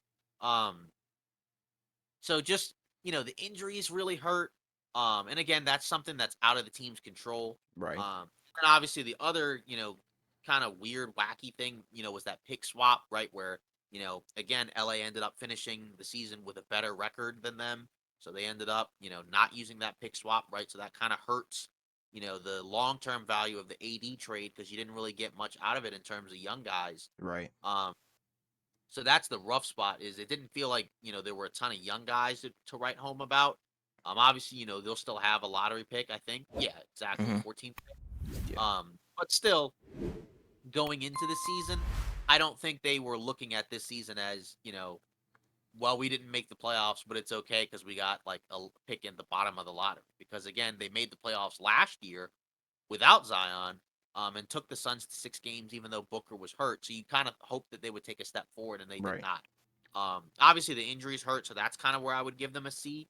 But if somebody wants to give them a D, I think that's perfectly fine. Just because, again, like if you're the Pelicans, missing not only missing the playoffs, that's not where you want to be, with this team. But it just sucks because you just hope you can get one healthy season with this squad. Um, we'll see. Maybe it happens. But we don't know at this point. And again, we'll get into other Zion rumors, that I guess relate more to on the court. But just regardless, in general, just a rough season for them. From a lot of viewpoints. Yeah. I'm gonna give them a C as well, and that's mainly due to the fact that I feel so bad for them. Injury riddled season for sure. They have a lot of potential, and we saw flashes of it. We've seen it before in previous seasons. I feel like if you have Zion and he's healthy, I mean, you're pretty much guaranteed to be a decent regular season team. I think that's kind of a consensus that the league has come to in terms of when he's healthy. When he's not healthy, you're kind of stuck in a rut. And then you also have Brandon Ingram, who's also not the most durable guy on the court as well. So that's kind of rough. It's kind of hard to have a duo kind of made of glass, unfortunately. And now, like you said, they're potentially, shopping Zion as well. So I don't know what's going on in New Orleans' head. And we kind of talked about that, a long time ago when the rumors kept stacking up on Zion's health. It's like, what do you do if you're New Orleans? Do you move on from him? Do you regret drafting Zion? Things like that. So I feel like that's kind of the questions that they're walking away um, from this season with, and that's not what you really wanted. You kind of wanted to be like, what can we do to improve? That kind of thing, not, what are we going to do now? So that's kind of where I am. But like I said, that's more of like a pity grade for me. If I didn't feel bad, I'd probably give them a D. But um, Yeah. since I do feel really bad for this team, like I said, because their injuries have significantly hurt their progression as a team for sure. That's kind of why I'm giving them a C. I guess it's also rough because again, like if you were gonna be bad, you weren't bad enough to get a higher pick, and Right. that would have been silver lining. Um, if you're gonna miss the playoffs, but you kind of are like at that no man's land one where you're probably not gonna get a great guy in the draft. Maybe you do. Right. So that's kind of unfortunate. But we also saw when they're healthy, they don't need much more to be a really good team. So, Exactly. we'll see. But that's Yeah. how I look at it there. And then moving on to the next team in the Western Conference, Dallas. I gave them a D for Dallas. Okay. But they were also, I gave them a D. Obviously, we know what happened with them. Yeah. Coming off a trip to the Western Conference Finals, going into the season, I don't think most people expected them to get back there, right? Because they took a step backwards, losing out on Jalen Brunson, Mm-hmm. only really replacing him with Christian Wood and JaVale McGee. Mm-hmm. Uh, so that's obviously not great. Then of course they make the big splash, towards the deadline where they get Kyrie Irving. So now they're kind of vaulted in. All right, this team should be better. People were kind of up and down on the trade, right? Some people were high on it, some people were low on it. I think we were kind of in the middle. Yeah. I think we both thought it was a better trade. I think for Brooklyn, not even because of Kyrie himself, but just you gave up stuff if you're Dallas that you Yeah. probably would have liked to keep. Exactly. Um, so that was kind of the issue there. And then of course, it just kind of was a continued downward spiral where, they were losing games, even to really bad teams. I think they lost to Charlotte like 2 or 3 times in like the same stretch. Just a lot of awful losses.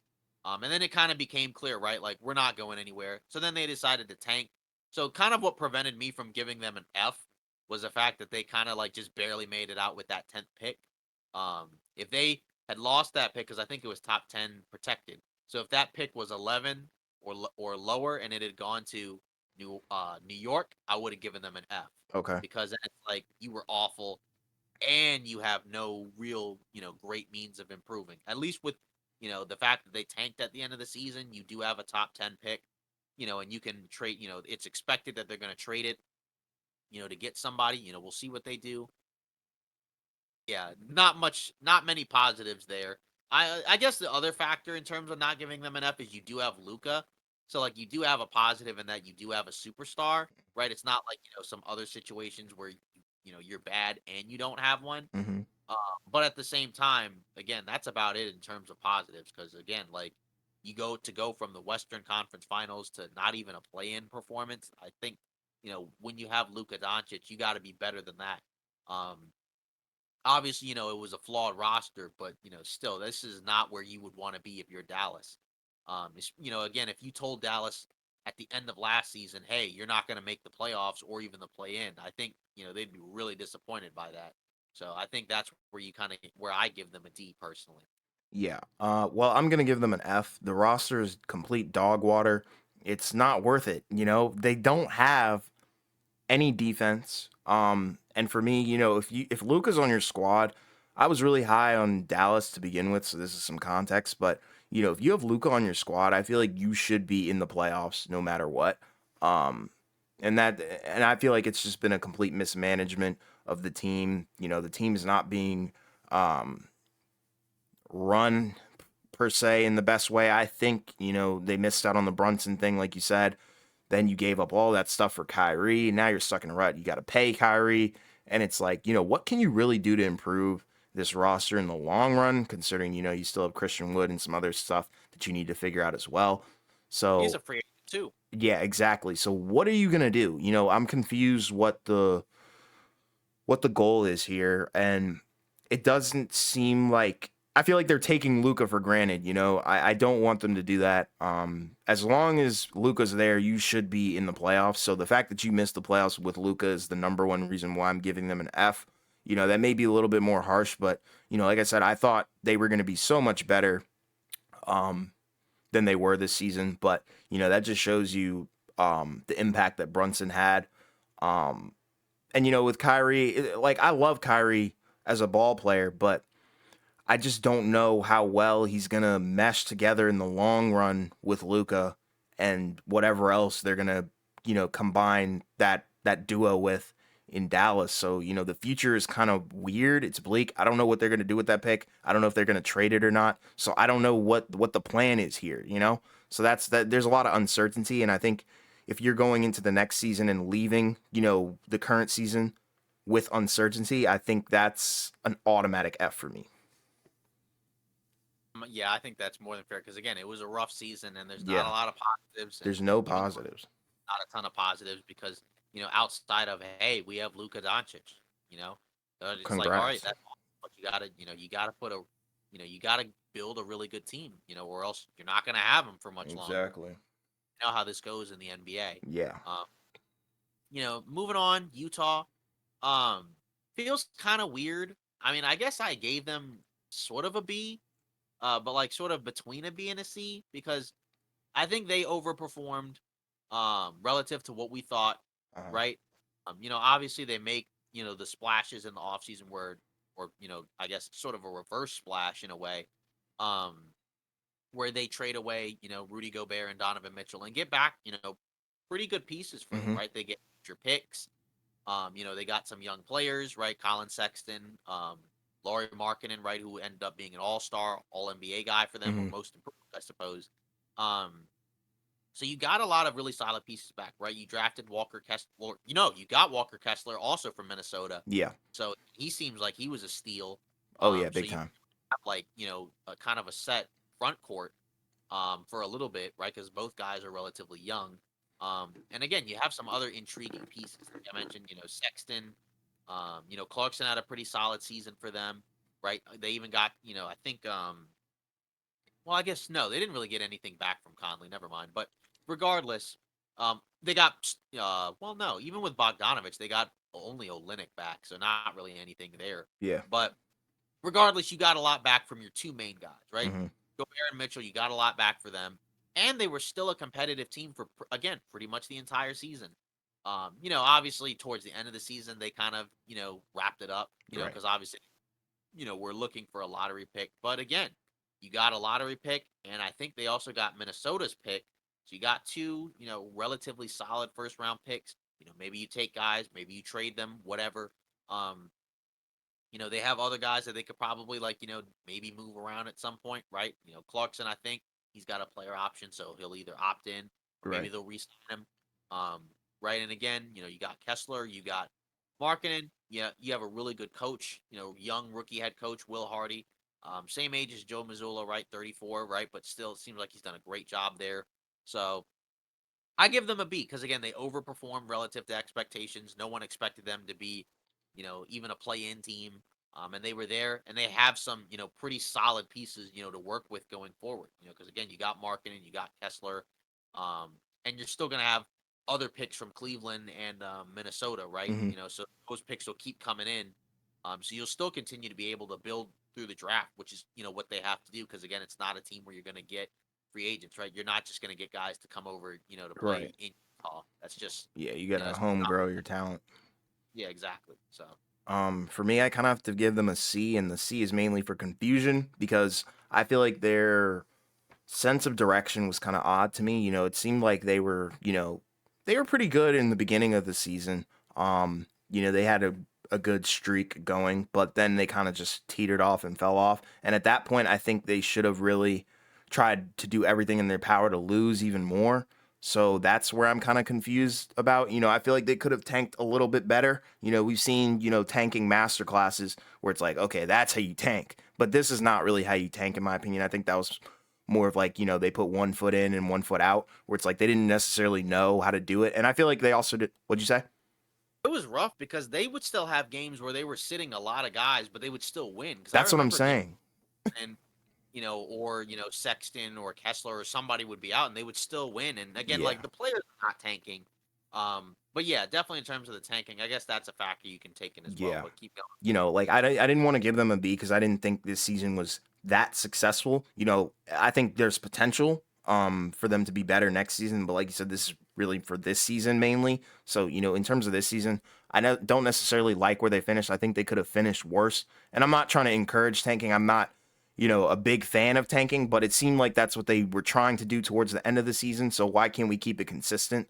So, like I said, the C is more for confusion because I don't necessarily understand the thought process on what they were trying to accomplish from the jump. If you were good from the jump, why not just try and, retain that? But then, like you said, we saw flashes of them trying to tank, and that didn't really work out. So, like I said, I'm just really leaving this season, looking at Utah with confusion. But I'm not, saying like, they're one of the worst teams in the NBA.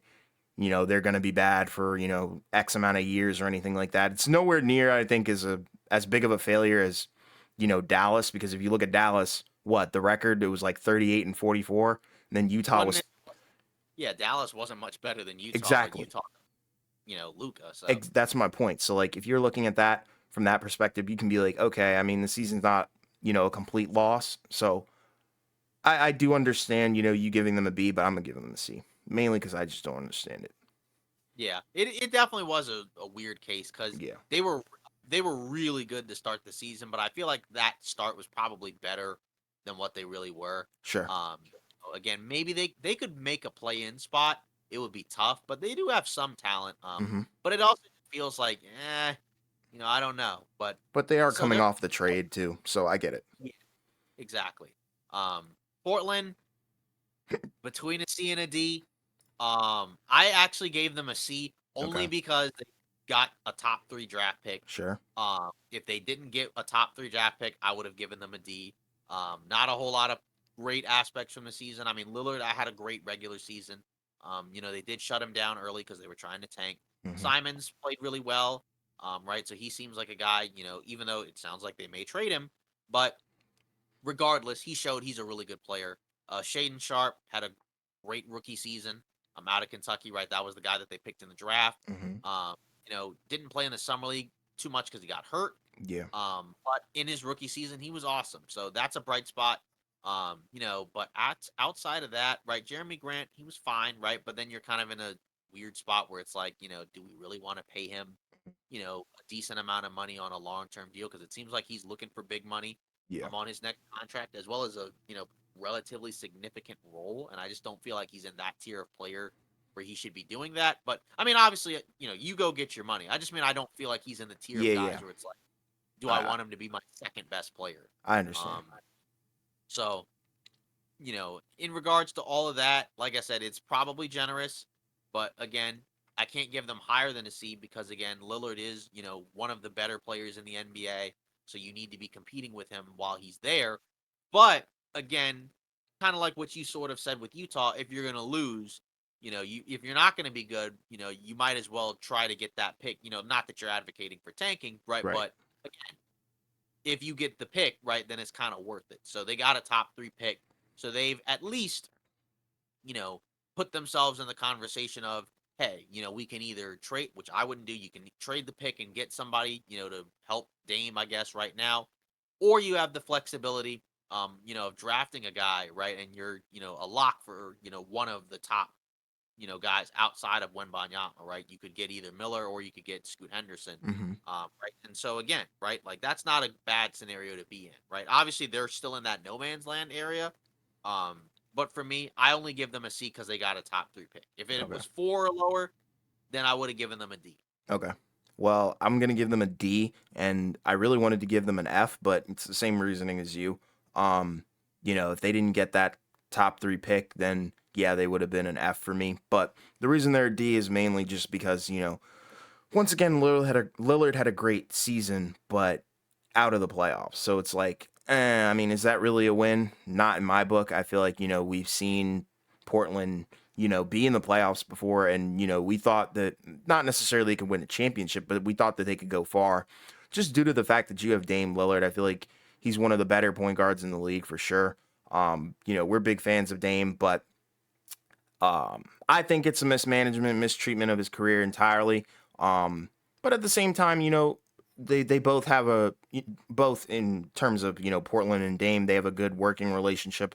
Seems like they're gonna work out the options. It seems like they're all on the same foot or whatever. But I don't know. I don't necessarily know what that means per se, because if I'm Dame, I'm not really happy with this season because I had a great individual season, but we didn't win, that kind of thing. So I can only really give them a D because they didn't really do anything except for get a pick. And it's like, I mean, I don't even know because after, depending on what Charlotte does, it's all dependent on what Charlotte does. If they take Scoot Henderson, then it's like, okay, Brandon Miller's good, but is he a franchise changer? Is he the help that Dame needs?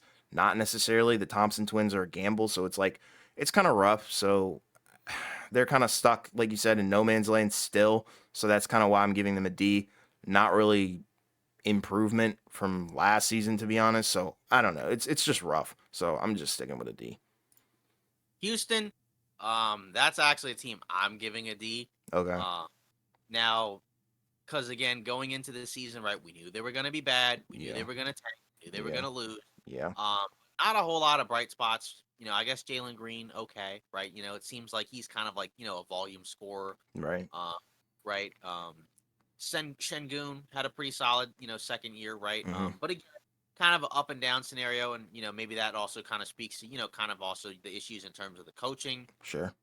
Right. Didn't seem like there was a lot of direction in terms of or system really set in place. But then you also just have a weird mix of players, right? Kevin Porter Jr. and Jalen Green together, right? Kind of, taking turns to see who can take, the most interesting types of shots. Yeah. Uh, and then like, Shengun, right, where it's like, he's probably at his best, operating with the ball, Sure. like high post, low post area, right? But again, it's not always going to get those type of touches. Jabari Smith Jr., right? He had a kind of an up and down rookie season, right, where he started off really rough, but it got better towards the end. So I think there's still, some promise there. Um, and then, again, some other solid guys, right? Tari Eason had a solid rookie year. Um, but just in general, just kind of just a weird, vibe and situation with them for the entire season. And then you didn't get rewarded, for your misery with a top, three Yeah. pick, right? Like I think they were tied. I think well not tied. They had one. What I think they were a bottom three team in terms of record, Mm-hmm. and they dropped to what was it 4? Yeah. So They yeah, dropped out. exactly. So, exactly. So no Victor, no Scoot, no Miller, right? So you're probably gonna have to settle for somebody else. Hired Ime Udoka, but that's more of like an off-season thing, right? Right. Obviously. So, you know, for this season, like I said, because there weren't too many positives and you didn't come away with a top 3 pick, I'd give them a D. Yeah. For me, I'm giving them an F. Said it multiple times. I think they're the AAU team of the NBA. Lack of respect for the coach. Everybody wants to play ISO ball. The only positive that I have for this team, which I've also said on multiple times on the podcast, is Sengun. I feel like he's for sure one of the young big men that could definitely potentially have like an all-star season down the line. But I'm not too high on Jalen Green, not too high on Kevin Porter Jr. anymore. I feel like they're both kind of the same player. And that doesn't help. Having two of the same guy is nice when it's like, when it's two different tiers, but they're on the same tier level, pretty much dang near the same kind of like, physical build. I guess Jalen Green is a little bit more athletic, but, they're both turnover high volume shooter players. And it's like, that's kind of a recipe for a little bit of disaster, if you ask me. And like you said, the coaching issues, that was a problem as well. Lack of respect between Josh Christopher, other guys on the bench towards, Silas. It just wasn't a good season for them, simply put. And like you said, they lost on the lottery, so that doesn't help, to go through all that pain and all that misery just to end up, not getting too much better. And then, now it's like, what do we do from here? And it's like the Harden thing, it's not helping for me. So it's just adding, bricks and bricks of just I don't really even really want to talk about them anymore. So I'm just gonna give them an F. Um, Spurs, this is kind of a funny one for me. Mm-hmm. Um, so I teetered between an A and a B Okay. because, and I actually, crazy enough, had them with an A. Now the Okay. funny thing is, horrible team, right? One Sure. of the worst in basketball. I think they had the no, Detroit had the worst record, but I Yeah. think Spurs were like second or third worst. Yeah. But however, you were bad, but you were granted the number one pick. You get Victor Wembanyama, right? Who we all who everybody believes is going to be a Mm-hmm. terrific, potentially generational type of guy. And that alone to me is kind of the reason why Yeah. you get it. This is what you're tanking and losing for because you got rewarded with the number one pick. And there's, some decent young guys on the team, right? Like Keldon Johnson, Devin Right. Vassell. So Right. they have some guys to work with. But just in general, to me, it's more so about you toiled and like you said, you had all that misery, all that pain, all Yep. that hardship, and you're rewarded with the number one pick. So Exactly. I actually gave them an A, which sounds probably incredibly crazy, No, it but doesn't. that's why I gave them an A because again, all that and you get the number one pick and you get, and it happens to be a draft that has a terrific young player at the top of it. Yeah. And that's the same for me because I gave them an A as well. It's the inverse of Houston.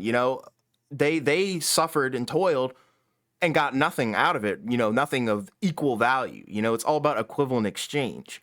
For my guys who watch Full Metal Alchemist. So Right. like if we're talking equivalent exchange here, you went through all that pain and misery, and now you've got Wemby. It's a lock. So for me, it's an A as well. I think the Spurs are pretty much set for as long as Wemby wants to be a Spur. You still got Popovich. You did miss out obviously on some other guys, like Primo and stuff like that. But that's neither here nor there. However, you have Wembanyama, and I think that makes up for everything that you have, worked hard for and gone through in the past couple of years, being pretty bad. So I think this is a win for them for sure. Complete inverse of Houston. Yeah, honestly. Yeah, that's kind of how I felt about it. Because again, Yeah. I think it may sound crazy, but I just gave because again, it's not a whole lot of bright spots during the season. Mm-hmm. But again, you got the number one pick, and that's why you're doing that. So Yep. you now have the chance to draft the next generational talent, the next big thing. Yep. It So all led up that's to where that. you get. Yeah, exactly. And that's kind of when we look at these off-season, or regular, excuse me, season reviews where it's like it's all relative. Like you mentioned, equivalent exchange, right? What you put in, do you get something out of it, right? If you're a team with a Exactly. top player, you should be contending. You should not be missing the playoffs, and you should probably be contending, for either a championship or a really deep playoff run, right? But if you're a rebuilding team and you don't have much to look forward to, if you come away with a top pick, then you're okay. Exactly. Um, so that kind of wraps it up for the Western Conference Yeah. teams. So now we're going to go into the East, and we're going to start with the Eastern Conference finalists, and that's the Miami Heat. Mm-hmm. Um, so I gave them an A. Yeah. Um, Undisputed. like I said, you could have given them a B, because obviously they didn't come away with the title. But again, like we mentioned, they have a top tier player, right? I don't think Butler's a top 10, but you Right. got a guy who's really good. He's up there. Um, exactly, right? You have a guy where it's like you shouldn't be like a mediocre team.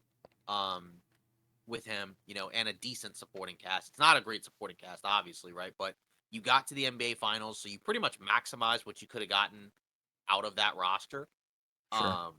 Right? I mean, again, if they had won the title, I would have given them an S rank, but we don't do that here necessarily. Yeah. But regardless, um, either way, right? Like you did what you could do with the roster, right? And you did even more because again, you beat a lot of good teams. Again, you had some factors of luck go your way, Sure. right? In terms of injuries and some really high level 3-point shooting. But regardless, again, you need luck to advance far in the playoffs.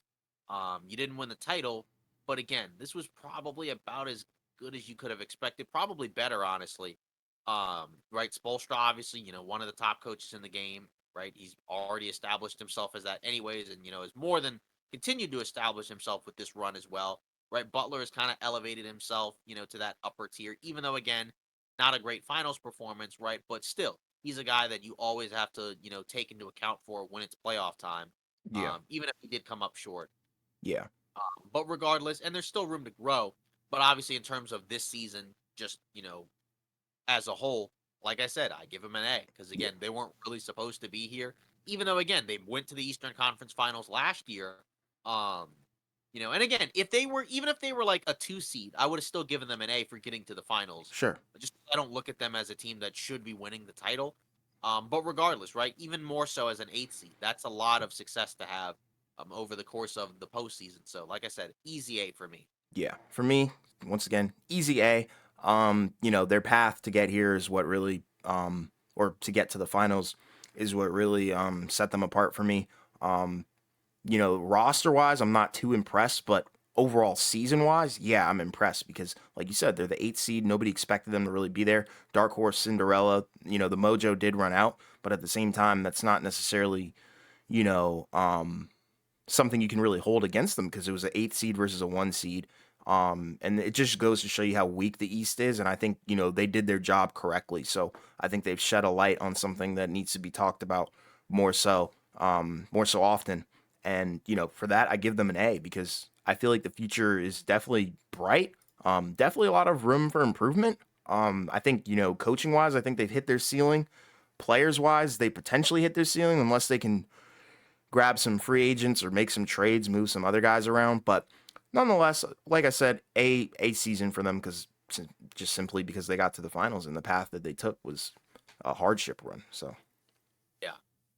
Yeah, I think that's the easy one right yeah. there. The next one, Boston Celtics. I was kind of trending between a B and a C. Hmm. Personally, I'll give them a B only Hmm. because again, rookie head coach, right? Yep. So the rough situation where you lose, the guy that helped you get to the finals, Hmm. right? So you had that turmoil that you had to deal with, right? But at the same time, right? Obviously, you can't give them an A, even though it's still like a relatively young team because they've had deep playoff runs before, including a Hmm. finals trip last year. Came up short. Could have gotten swept by Miami or lost in 5. Right now, they did come back. And tied up the series, even though they still lost, right? So obviously, it doesn't look quite as bad.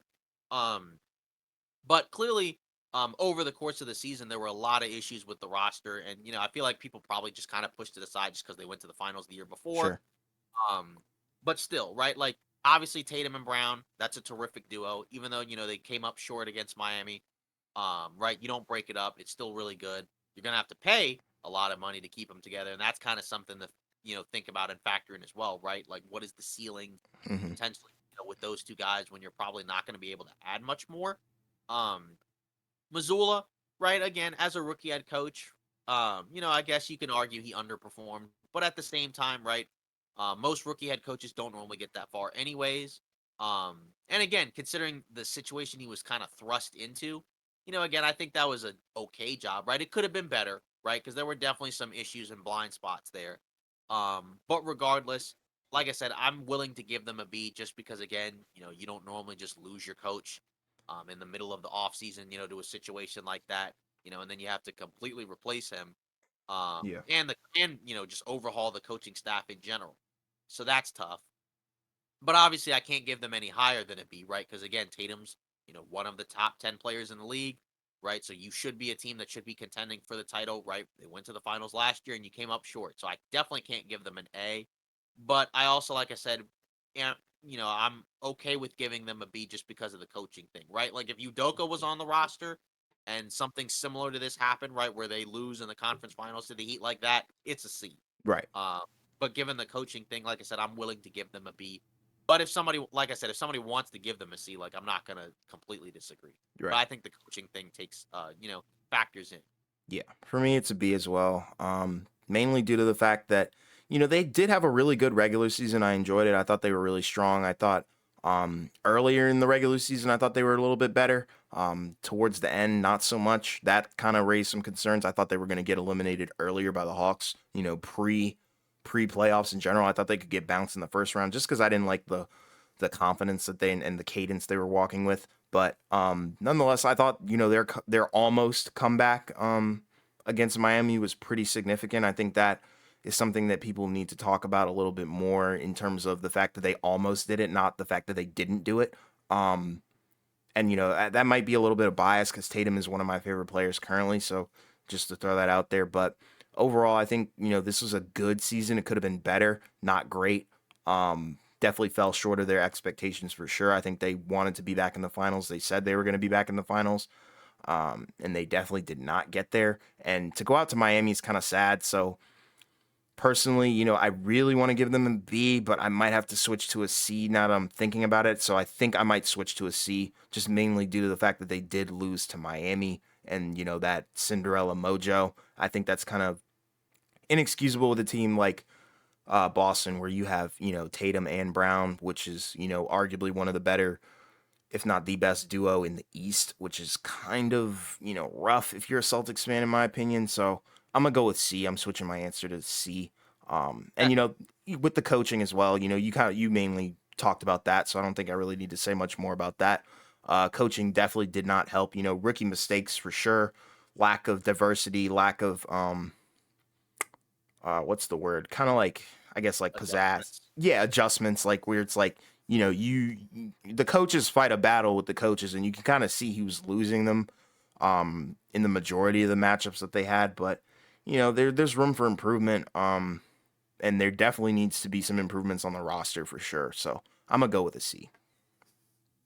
All right, so yeah, I got B for Boston. You got C for Celtics. Yeah, Um, bingo. so now we're moving on to the next team, Philadelphia 76ers. Huh. I gave him a C. Maybe Okay. that might be generous. If Mm-hmm. somebody gives them a D, I'm not gonna complain or argue Mm-hmm. against it. They did win in the first round against the Nets. It was a sweep, and again, I don't think either of us were necessarily impressed by the sweep. But again, a sweep is a sweep. Mm-hmm. Um, but obviously, where you can't be higher than a C is again, you got a top 10 guy. Right. Again, the guy that did win league MVP. So you got to be able to, make a deep playoff run. And Philadelphia just, continues to not be able to do that once again.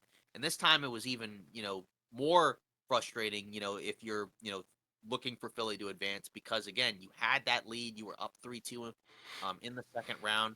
Really should have closed out that game, and then you have that terrible fourth quarter in Game 6 where you're at home. It looks like Boston's done, and then Philly just completely implodes, and then of course then that leads to the just games awful Game 7 debacle, and then your coach gets fired. So no higher than a C for sure. In terms of bright spots, obviously, again, Embiid had a really good regular season. Tyrese Maxey took a big step forward. Harden in the regular season, had stretches where he was really good. Then he got hurt, Mm-hmm. unfortunately. And then after that, I mean, I guess not too many other bright spots. I guess, Paul Reed seemed like he was pretty solid, I guess. Right. But at the same time, again, right? It's just like, you came up short in the playoffs, right? You should have closed it out. You were in position to, so that's why I say you should have closed it out.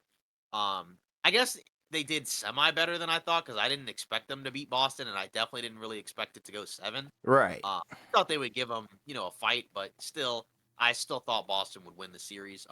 So I didn't expect them to go up 3-2, but at the same time, you got to finish the job, and they didn't.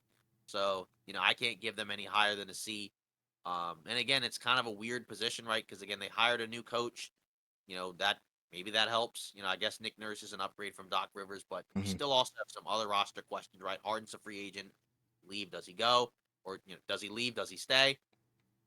And then you still need other upgrades as well because it's pretty clear the roster they have isn't good enough. Right? I don't like even if Nick Nurse was coaching instead of Doc Rivers, I still feel like they probably still don't win. Right. Um, but regardless, they still need to make improvements. But again, you got the MVP. And it was a fine regular season, but no higher than a C because you came up short in the playoffs. And that's, where Philly kind of has to look at their success. Because again, you have a top 10 player. So you got to be able to make deep playoff runs, when you got a guy like that. Yeah. I'm giving them. I really wanted to give them a D, but I'm not going to be that harsh. I'm giving them a C just because of the fact that they were, the third seed. I think that's an accomplishment in itself.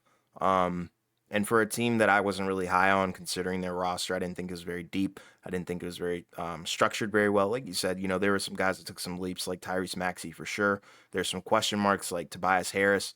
But then, for me, the reason why I'm being, I have them as a C is because if you have the MVP on your team, shouldn't you be, a little bit better than that? In my opinion, I think, and where I stand. Everybody who watches this podcast, knows where I stand in terms of this MVP thing. I think Jokic was undoubtedly the MVP, and he definitely proved it for sure. I know the MVP is a regular season award, and Embiid's numbers were, I guess, quote unquote, better for, in certain categories. But at the same time, you do have to take into account the guy's play style. Um, and then also, with the Doc Rivers firing thing, I'm not sure what their goal with that was as well. Because if you fired him for Harden, expecting Harden to come back, and he goes to Houston, then what? Because you have to look at it like this. Tyrese Maxey came up under that umbrella of Doc Rivers, so it's clear that Doc Rivers, has some potential to develop guys. I think that's not really a question. It's a matter of his playoff success, which is probably why they moved on from him. I don't want to, completely blame Harden for that. But if, Harden was the reason, then, you've lost a coach and potentially you're losing, Harden as well for pretty much nothing. So that, in my opinion, is an L. So I do have to give them a C. Just because I just think, if you have the MVP on your team and you're going out sad like that, that's an L. And in that game 7, they pretty much gave up. And I know that's one game. I think it was game 7, right? It was the second half of Game Yeah, 7. it was second half of game 7. They pretty much gave up, and specifically Harden. But in general, I think this Philly season wasn't a success because if you're shouldering the load of having the MVP on your team, I think your aspirations need to be a little bit higher than a second round exit, and Yeah, agree. also a first round sweep against a pretty mediocre team. Yeah, I agree. I don't look at the season as a Not success at all. either. But yeah, and again, it is kind of interesting, right? Because I think Doc Rivers on Bill Simmons' podcast, he mentioned, what it was like to coach Harden, and it didn't really sound like he had, a lot of real positive things to say Right. on that, in that regard. Right. Um, just in terms of like he said, oh, he plays, like one way, and you kind of have to adjust to that as a coach. So, kind of interesting there, but Yeah. um, regardless, um, yeah. So moving on to the next team, the New York Knicks. Okay. I actually gave them an A. Okay. Maybe that's too high. Like I said, a B I think is okay, but I think Hmm. again, going into the season, you signed Brunson. A lot of people thought it was a polarizing decision because people like Brunson, but they didn't feel like he was a max player. Hmm. He showed out and he proved, that he can be a guy, a real cornerstone of a franchise, right? Leading the team. To their first playoff series win in quite a long time. I think it was a decade, right? In Hmm. 2013, Carmelo Anthony. Um, Now you came up short against the Heat. The Heat are the lower seed, but in fairness, right, the Heat do have more playoff experience. They had the better player, right? I think Jimmy Butler's a better player than Jalen Brunson. Yeah. Um, so at the same time, right, like it's no shame in losing to, the Heat, even though they are the lower seed, and you also upset the Cavs, right? And the Cavs were the team that most people looked at, as beating the Knicks, right? Most people thought the Cavs were better. Um, so for that reason, again, like they're not a team that where it's like we view the season as a success if we win a championship, right? Because they weren't there. And obviously they're not like a quote unquote rebuilding team that's trying to suck and get a Right. top pick. So like I said, I think if you're the Knicks, like I said, this was about as good of a version of this season that you could ask for, right? Like if Sure. you re-simulated, if you ran a simulation of this season over again, this is probably one of the better scenarios for the Knicks.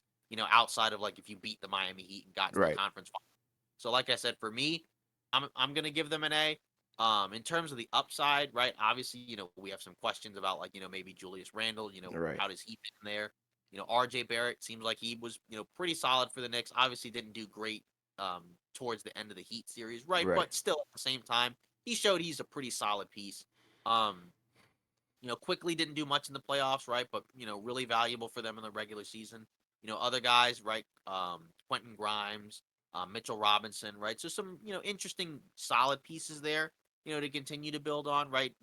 Thibodeau, right? Did fine, I guess. He's one of the older, more veteran coaches in the league. Hmm. Uh, but at the same time, like maybe you felt like they could have done more. But like I said, I'm okay with giving them an A.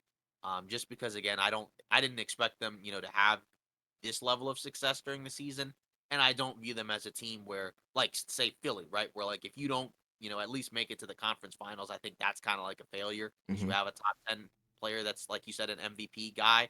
Whereas with the Knicks don't have that, so I look at their season as a success. Um, more than what I would have expected. So I'm giving them an A. But again, kind of like with a lot of the other ones, if you want to lower it to a B, it's completely fine with me.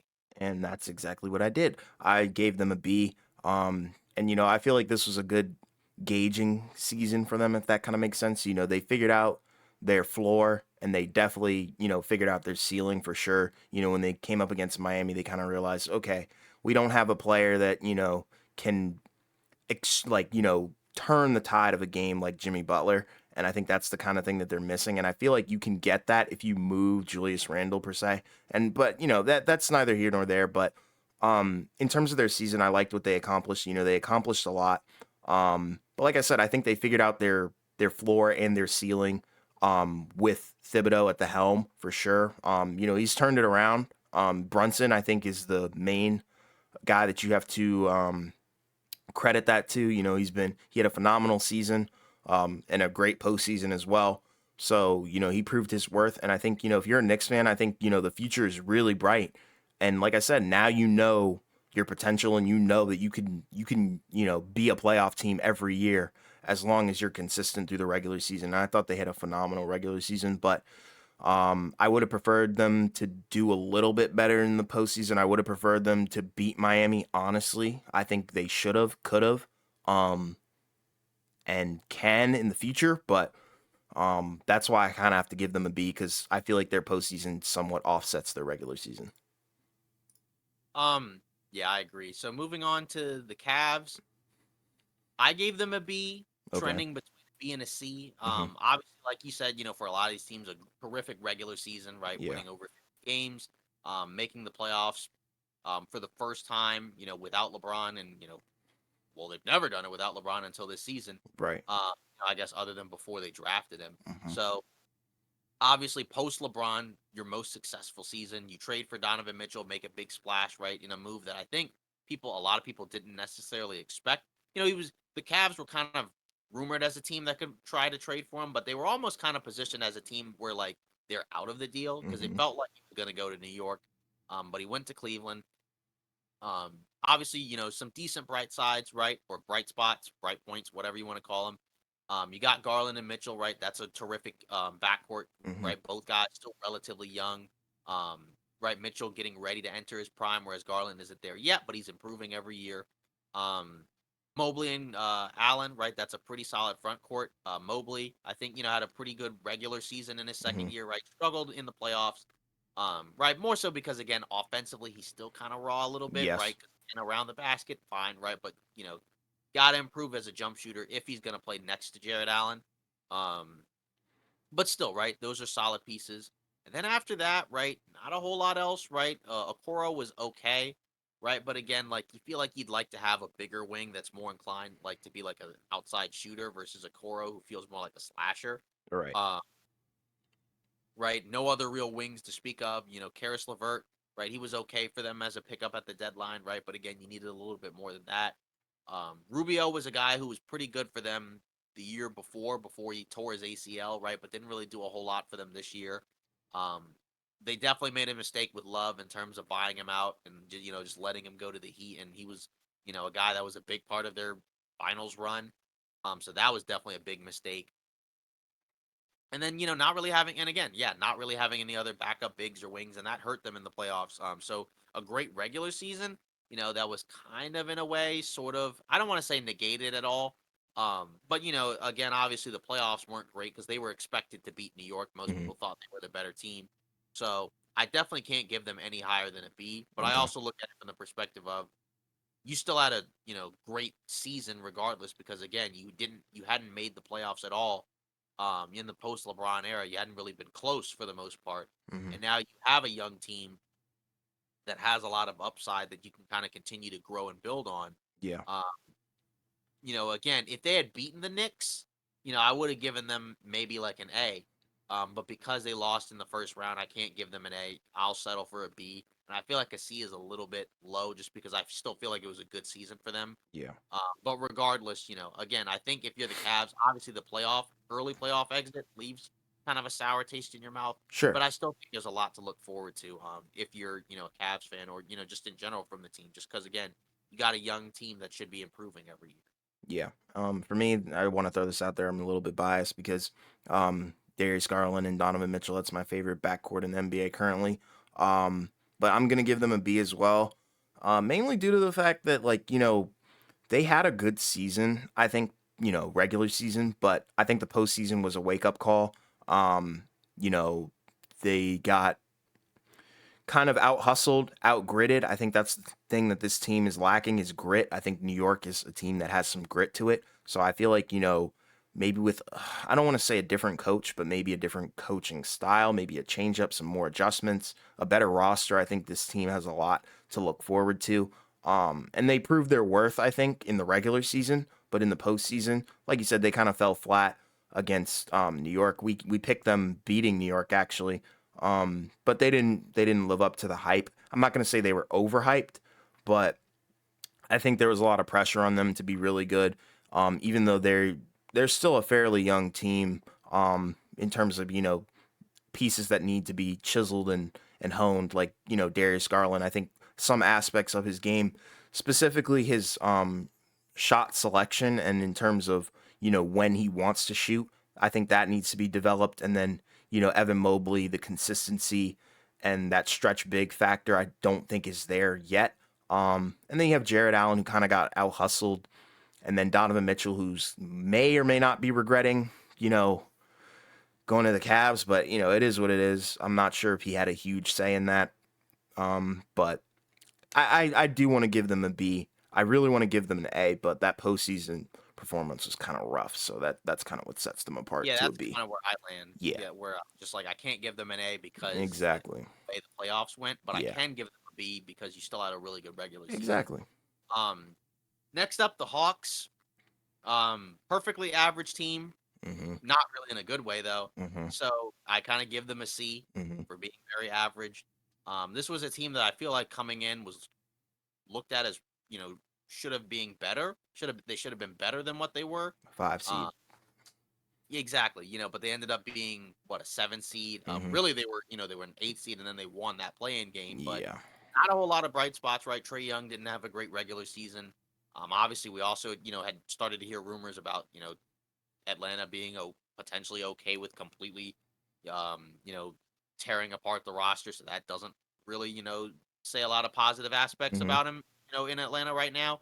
Of course it can change, right? Because they did have a decent playoff run with the Celtics, where they gave him a challenge, but still not a whole lot of other bright spots, right? DeAndre Hunter, he's in I think the first year of his new big contract, right? Didn't really do a whole lot, in my opinion. John Collins, who's somebody that we have liked, he really struggled this year. Yeah.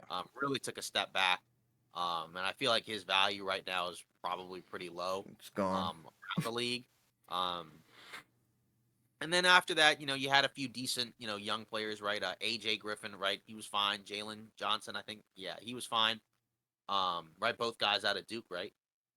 Yeah, exactly. So, some decent young players. And you got a new coach, Quinn Snyder, who I do think is an upgrade from Nate McMillan. Sure. It seemed like McMillan, and Trey Young didn't really get along. So I think, that factors into it as well. But also, I think he's the superior coach. So, DeJounte Murray, he was fine for, Atlanta. Again, I still think they gave up too much in terms of picks. Because again, if you're gonna give up that many unprotected picks, I think you need to be better than a play-in team. Um, but regardless, he's fine. It's a decent duo, right? That probably needs work in terms of the fit, right? In Right. terms of the guys playing off ball, so being able to play off of one another better. Um, but still, like I said, you could give them a D potentially because again, they should have been better. But like I said, they were just so average. I feel like a C almost is like where it should probably be because again, I still didn't have high expectations for them anyways. I didn't Mhm. look at them being amongst the elite teams in the Eastern Conference, but I definitely thought they should have been better given the moves they pulled off. But like I said, perfectly average, perfectly balanced as all things should be, but not really in a good way for them. So I'm going to give them a C. Yeah. Well, I'm gonna give them a D. D for disappointment and D for Dejounte Murray. I think that trade was a huge mistake on their end. Definitely overhyped. We got sold. We kind of got scammed as fans. You know, we were kind of expected.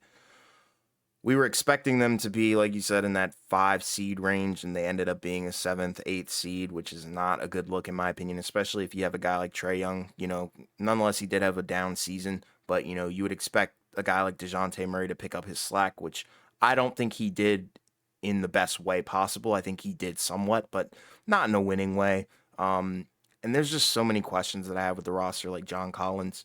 Um, like I said, just disappointment. I think this team could have been a lot better um, than they played, this season. But it is what it is, and that's what I have to go with is a D. Um, yeah, I agree. Or I mean, I still have him as a C, but like I think a D. Like I said, between a C and a D, that's Yeah. that's kind of where it is. Like I said, pretty average Yeah. season for them in my opinion. The Nets, I give them a C, kind of average. Obviously you went into the season with Durant and Kyrie. So obviously if they had finished the season with them, right, obviously, a first round exit would give them a lower grade. Hmm. But they did make, the trades towards the deadline, right? They traded away Kyrie, and got back Dinwiddie, Dorian Finney Smith, traded Durant, got Mikal Bridges back and a Cam Johnson and a Hmm. boatload of future first round picks. So that's a pretty decent return. Hmm. Um, of course, you always feel like it could have been better, but it was never going to be, I think. Yeah. Just because, we knew where he wanted to go. So, he kind of had, the leverage there over Brooklyn. Um, and then after that, once they made the trades, they were, again, relatively mediocre, a little below 500, got swept in the first round. Obviously, you got Mikal Bridges, in the deal, and he seems like he's, really, really good, right? Even better than I think people would have probably thought his ceiling would have been. Considering he was a 20 plus point per game scorer in Brooklyn, and also obviously a terrific defender. Um, After that, again, Claxton he took a step forward, so he's obviously in that tier of best defensive bigs. Um, right. But after that, to me, I feel like there's not a ton else.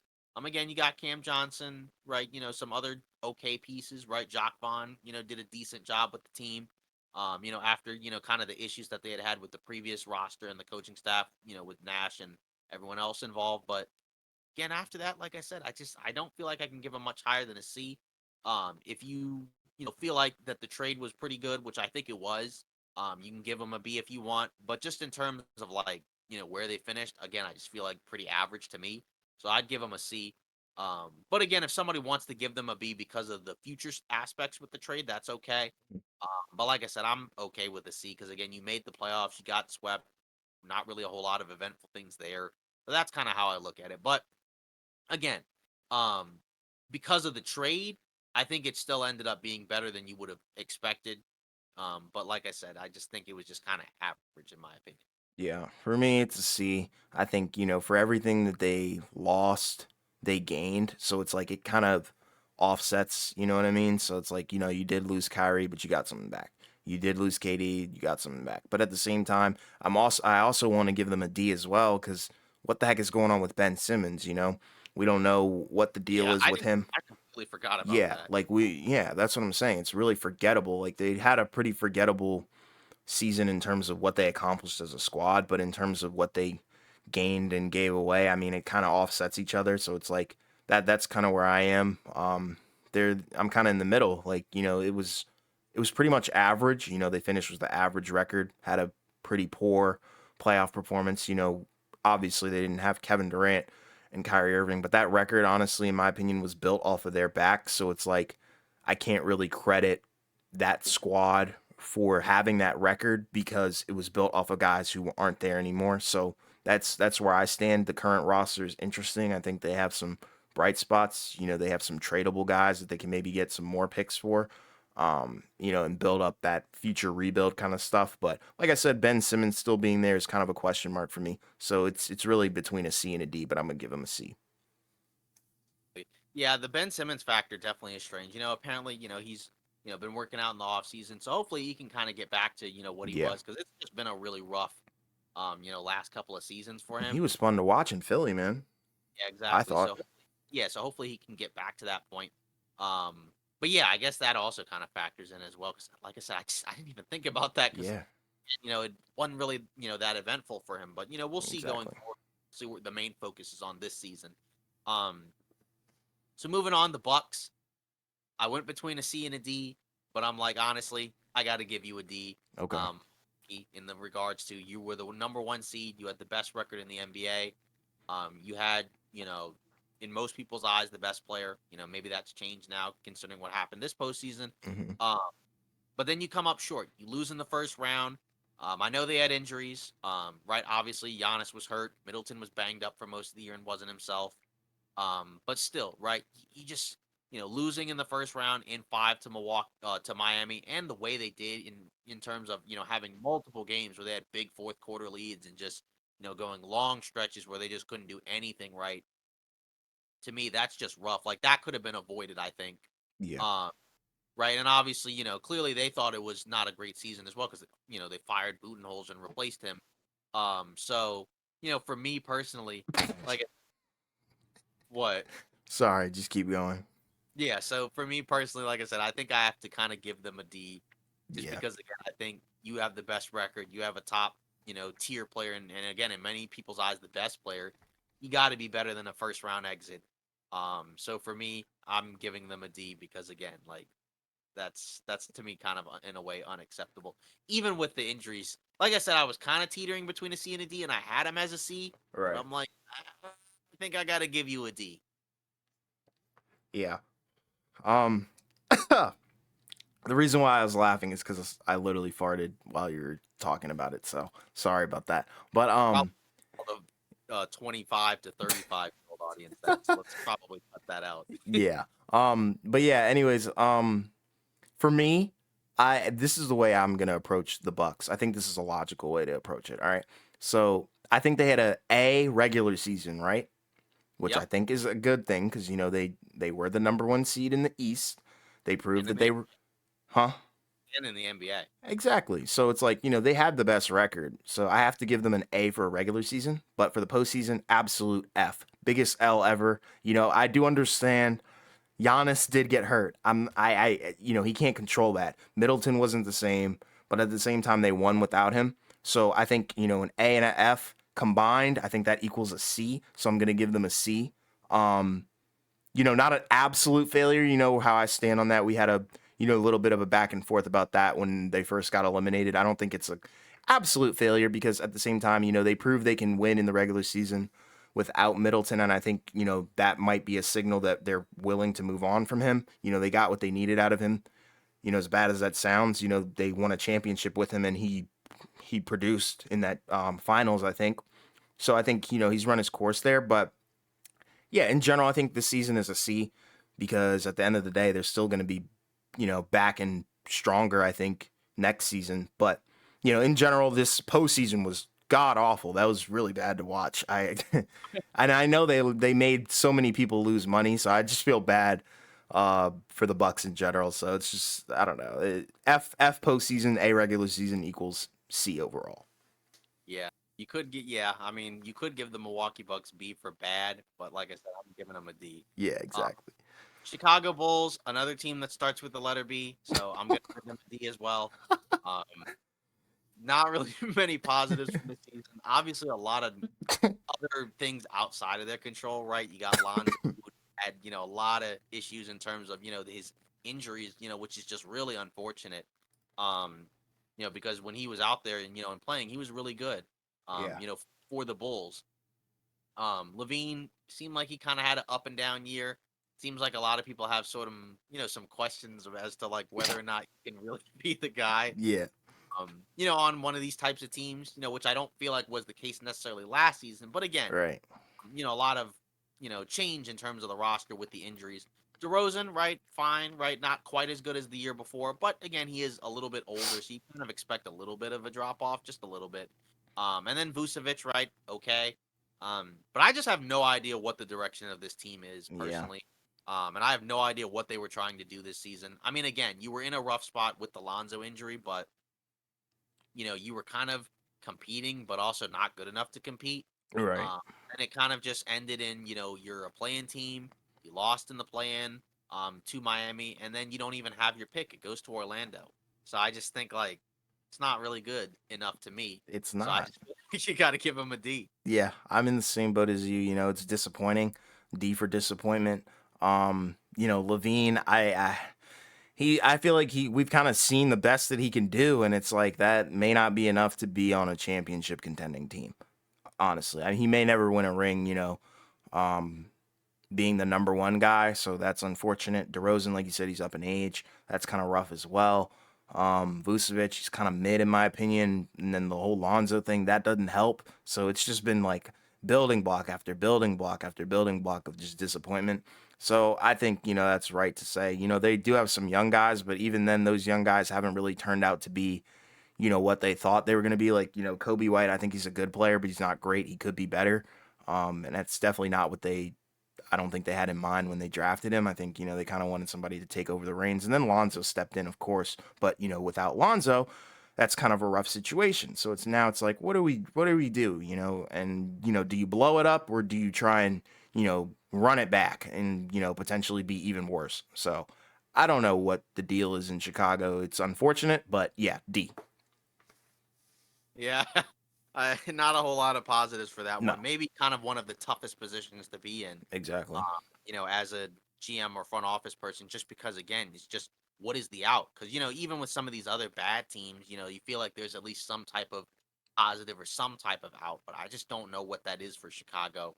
And it sucks because, again, 2 seasons ago, right, they were, on the up and up in terms of they had a really good, regular season, a fun team. Then Lonzo gets hurt, and it's just kind of just been a downward spiral from there. And it just stinks because, again, this is kind of one of the reasons why, when it comes to injuries in basketball, you kind of wish you could turn them off like in Yeah, 2K. But literally.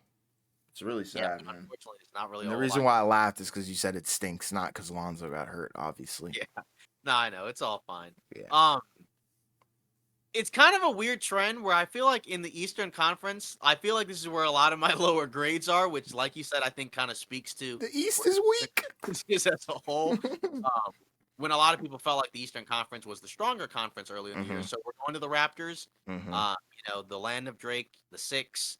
I'm giving them a D in the six. Okay. Uh, I just think not a whole lot of positives there. Siakam, Yeah. obviously, another pretty good season. Van Vliet, kind of like a down year. Trent Jr. kind of up and down. Anunoby was fine. They brought in Jakob Pertl, right? So that kind of solved their issue of, hey, we need a center. Any center Yay, Jakob one. Pertl. Yeah, Woohoo.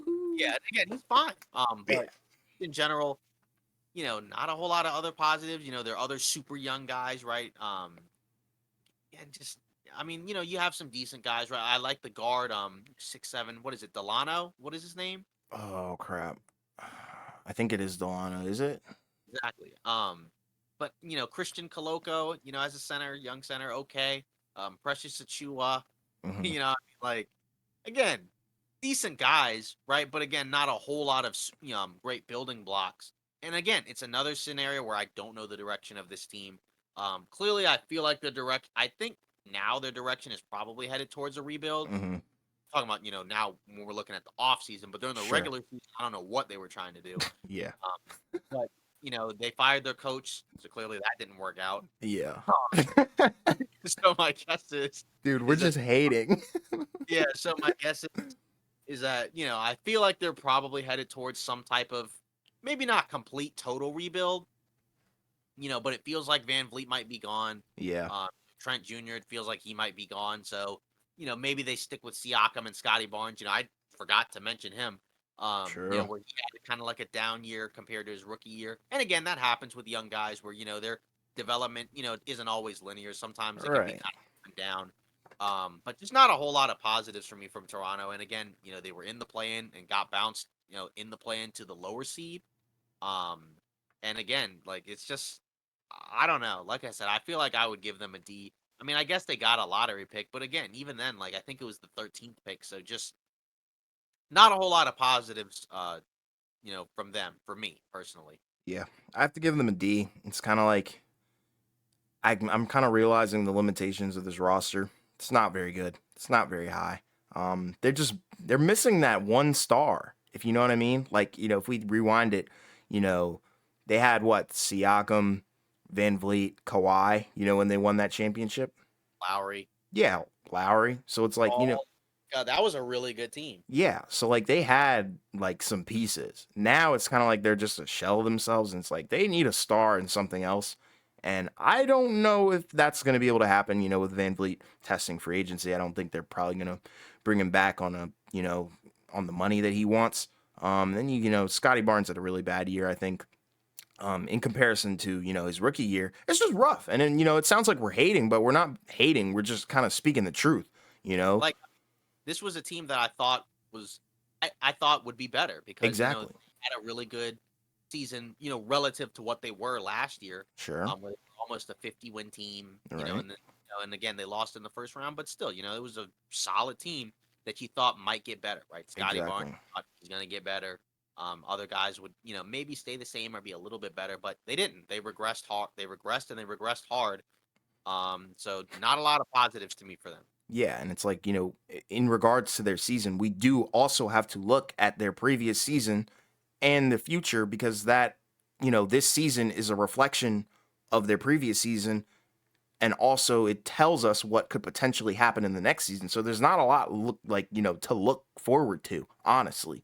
And it's really sad. And like I said, it may sound like we're hating, but we're really not. We're just speaking. Yeah, exactly.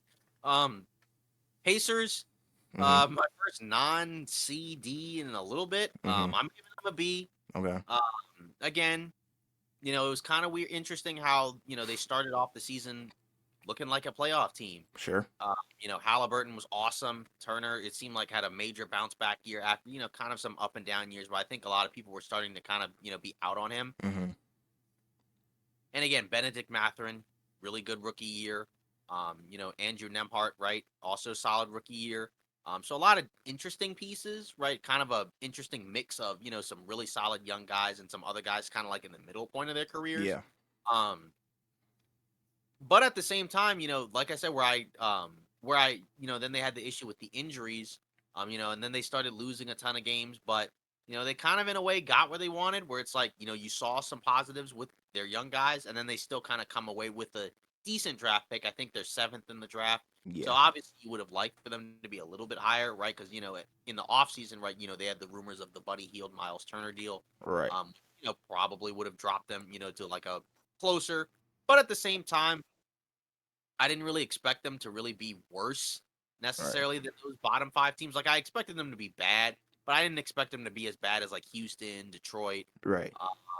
San Antonio, right? So I expected them to be like, somewhere between like 5 to 10. And they were that, right? They would have been better, obviously if it wasn't for the Halliburton injury, but this is probably, best case scenario for them just because again, if they had made the playoffs and gone out early, they wouldn't have gotten that high of a draft pick and they probably would have regressed the following year. So now I feel like you got some really good young players and now you can kind of get another influx of decent Hmm. young talent. So like I said, I'm going to give them a B.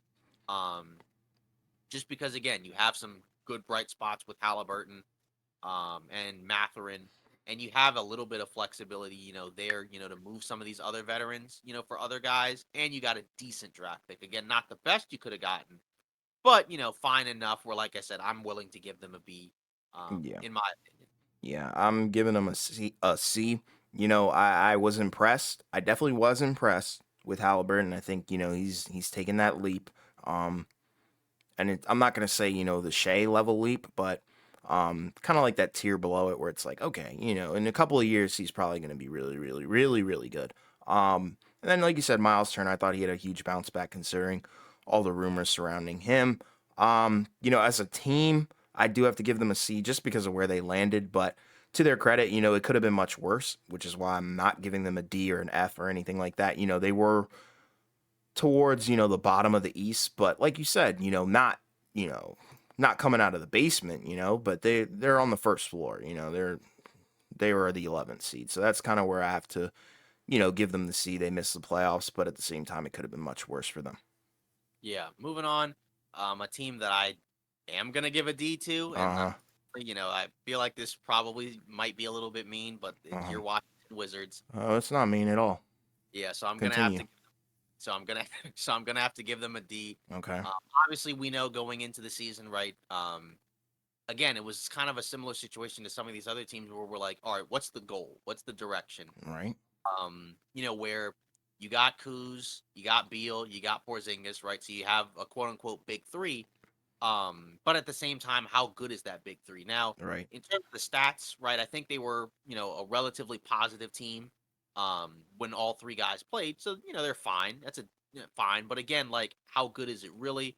Right. Um And then once it got, to the point where they were losing a lot of games, because they started the season off relatively solid, where they were winning a decent number of games. And, again, you had Beal looking really good. Porzingis played really well. And even Kuz had, a really good year Sure. at different points. But then it kind of just torpedoed during the halfway point where I think they had lost, 10 in a row during that stretch. I think like around December or so. Um, right? So late last year, early this year. And by that point, I think they probably should have just kind of thrown in the towel and started tanking. But I know, with the owner or team governor's, previous mindset, he was more like, we don't want to tank. We want to compete for the playoffs every year. So they Good kept luck. competing, and then they missed the play-in, but they weren't bad enough to get a top-tier pick, so they only Uh-huh. ended with the eighth pick. So if they had completed that tanking job and had gotten a top 5 pick, I would have given them probably like a C. Um, Again, a B would probably be if they had gotten a top 3 pick, but I don't think that was realistic. I don't think they were going to be that bad, even Yeah. if they had completely started tanking. Um, but I have to give them a D because again, talking about this season specifically, right? Because again, the offseason grade could change depending on what happens, and we'll talk about that in a little bit. But Yeah. regardless, for this season, right? Not a whole lot of positives. Again, your big three was fine. But then, you had a couple of young guys, I think, take some steps forward, right? Avdia, Avdia. Yeah. had took a step forward in terms of, on both ends of the floor. Still his shooting at times can be up and down, right? But, again, it's fine. Kispert seemed like he had a decent year. Um, but then after that, right, like, again, Johnny Davis, right, who was their lottery pick, right? He didn't really play much at all. Which is kind of weird because again, you don't normally see a scenario where a team that's not that great, doesn't play their lottery pick at all, which, maybe just speaks, about how they view him. I don't know. Because I'm not just gonna completely write off a guy in year one, but Right, at the right. same, it was not a great rookie year from him. And it was kind of a questionable draft pick at the time, anyways, right? Because it was like it felt like, he wasn't the best player available, I think, at that point. No. And again, if you're not going to pick the best player available, right, then I guess you could go for need. But again, you didn't need another guard, two guard, right, scoring guard because you had Beal. So that didn't really make a lot of sense to me. So like I said, just a lot of weird, questionable decisions, and it didn't really end the way you would have wanted it to, with the talent you have on the roster. So I got to give him a D. Yeah. Well, for me, I'm also giving them a D. But it's kind of for some of the similar reasons, some of the different ones. I think, the big three is okay. I just don't know how well they gel together. I don't think it's a championship squad. I said from the jump. This team looks like they're chasing the play in and they failed at that. I don't know how you can really fail at chasing the play in, but and I'm kind of tired, so it may sound like I'm angry, but I'm really not. But I feel like they missed the mark on a lot of things, especially improving our bench. Here's the thing. So I want to talk about something that's kind of been in the back of my head for a while now, and it's kind of just registering to me, okay? So, like, Bruce Brown, right? He was a free agent, correct, at the beginning of the season? Yes. Yes. Yeah. And he was on a relatively cheap contract, right? Mhm. And I feel like he gave the Nuggets, a big boost in terms of what he did off the bench, right? He was a guy that I wanted my team to get in the offseason. Right. So, guess who he replaced, though? All right. Monte Morris, right? Yep. Yes. So, the Nuggets saved some money on that roster because I'm pretty sure Monte Morris's contract was a little bit more, right? Yeah, the only Okay. issue with Bruce Brown is that because he's got that player option, he Right. could opt out and go somewhere else if a Right. team gives him more money. So you only get 1 year, but he's still a better fit for what Denver needed than Monte Yeah. Morris. Because again, you don't really need like that great of a backup point guard because you got Jamal Murray, Right. right, who can run the second unit when when the bench is there, and then Jokic obviously is the captain of the Right. first unit. So here's the thing. Like, I feel like it could, I guess, be argued that, Tommy Shepard, aka Ernie Grunfeld Jr. and the Wizards front staff, they had the opportunity to sign Bruce Brown, right? And start him maybe potentially as a point guard. Or maybe an off guard or something like that, similar to the Denver role. But instead, we decided to make the idiotic KCP trade. So it's like things like that I just don't know what the direction of the team was. Now that we have, more of a sense of, who's running the ship here, okay, yeah, I'm more confident, but this season as a whole was a complete wash, and I'm really starting to want to give this team an F because that's how pitiful it was. It was bad. Like, I feel like everyone can admit, you know, with us giving Beal the contract, him not playing up to the standards, I'm not KCP, Porzingis looking like our best player for, you know, a large stretch of the season. That's not a good sign considering what you paid Bradley Beal, and now you're in a quagmire where you got to pay, you know, Porzingis, Kuzma, and then now you look at our bench and it's weak. You know, Johnny Davis. I mean, I'm not going to go too hard on him because I do like him as a, you know, person, player, whatever. But in terms of the statistics and how they used him, it was awful. I think it was a big mistake to just keep him in the G League. First of all, to throw him into the fire, then put him in the G League, then pull him out when it doesn't even matter. So it's like it was just rough. I think Monte Morris was absolute disaster class. I feel like, you know, he quote unquote did his job, but, you know, his job was really to command the offense. But sometimes, you know, when he was commanding the offense, it looked like a freak show. Like, I mean, the guy was getting turnovers left and right, jacking up bad shots when the ball should have been in Beal's hands. And I know I'm going on a rant, but this is my squad, and that's how much I care about it. And overall, I just think the season was a wash. It was bad. Like I said, I don't know how you can legitimately chase the play in and not make the play in with a roster like this. You know, you have Abdia. Don't even get me started on the Rui Hachimura thing. That was an F and an L in itself. You know what? I'm That. I'm changing the grade. I'm changing the grade because, you know, this is an F season. We got rid of Rui, and in exchange we got a half-eaten lollipop, a bag of chips, and Kendrick Nunn. Like, we're not going to use those second round draft picks. And whenever we do, they're guys that go overseas or they're complete busts. So my thing is, I hope that with the change of management, we will be okay. But right now, I'm scared, especially with the rumors that we're going to be talking about in a little while. I just don't know what's going to happen. I don't know. And it's rough. It's sad. And I think I'm just speaking out of pure frustration, reflecting on the season, because I haven't thought about the Wizards in like maybe a week or two, just due to the fact that all eyes have been on Denver and Miami. But now that I'm looking at this, this is definitely an F, and I'm going in. I'm going all in. F. Um, Sorry. yeah. So the very really inspiring rant there. Sorry. Sorry. Yeah, from our resident Wizards fan. Um, so moving on to the next team, Orlando. I'm giving them a B. I don't know. I feel like that might not be that. I feel like that's That's maybe too high. accurate. But at the same time, I feel like you got the number one pick. You had Paulo Banchero. He's awesome. He had a great Yes. rookie season. Um, Franz Wagner took a leap forward, right? So a number of their young guys got better. Markel Fultz, looked like he's kind of, even though he may not necessarily turn out to be like, the number one pick guy that we thought he was going to be, Sure. he's really turned it around and he's, a more than serviceable guard in this league. Um, Cole Anthony, kind of an up and down year, right? So a kind of a weird season from a lot of their guards, right? Jalen Suggs, he was, okay, I guess. I like his defense and his athleticism, Right. but again, just kind of a weird rotation in terms of their guards. And then obviously with their front court, right? Like I mentioned, Paulo Wagner, Wendell Carter Jr. He had a really solid season, I think. Kind of making that Vucevic trade look more and more bad by the day if you're Chicago. Um, Yeah. and then um, after that, I guess then you factor in right some of their other guys on the roster, right? Other guys that were hurt, right? You didn't get much or anything, I think, from Okiki, Hmm. or OKK, my Yeah. bad. Yeah. Not Yeah. Yeah, not much from him. I think he Yeah. was hurt. Yeah. Caleb Houston, I guess, as a rookie, right? Again, didn't really play a whole lot, but seems like he's got some value as like a 3 and D type of forward.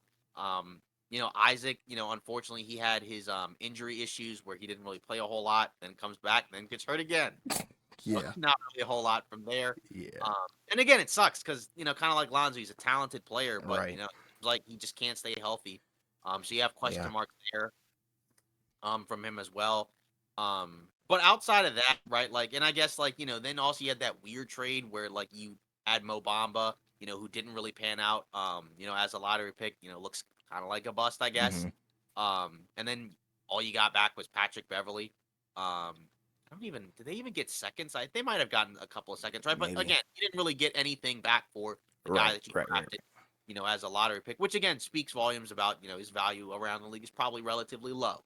Um, so, you know, despite what sounds like a number of negatives, I still think your future is bright because you have a lot of decent, promising young guys. Paolo looks like the real deal. It definitely looks like they took the best player that that was available in the draft, right? Because again, it felt like many people thought going into the draft, right, that Jabari Smith was the guy that was going to go number one, and that Paolo would fall to three.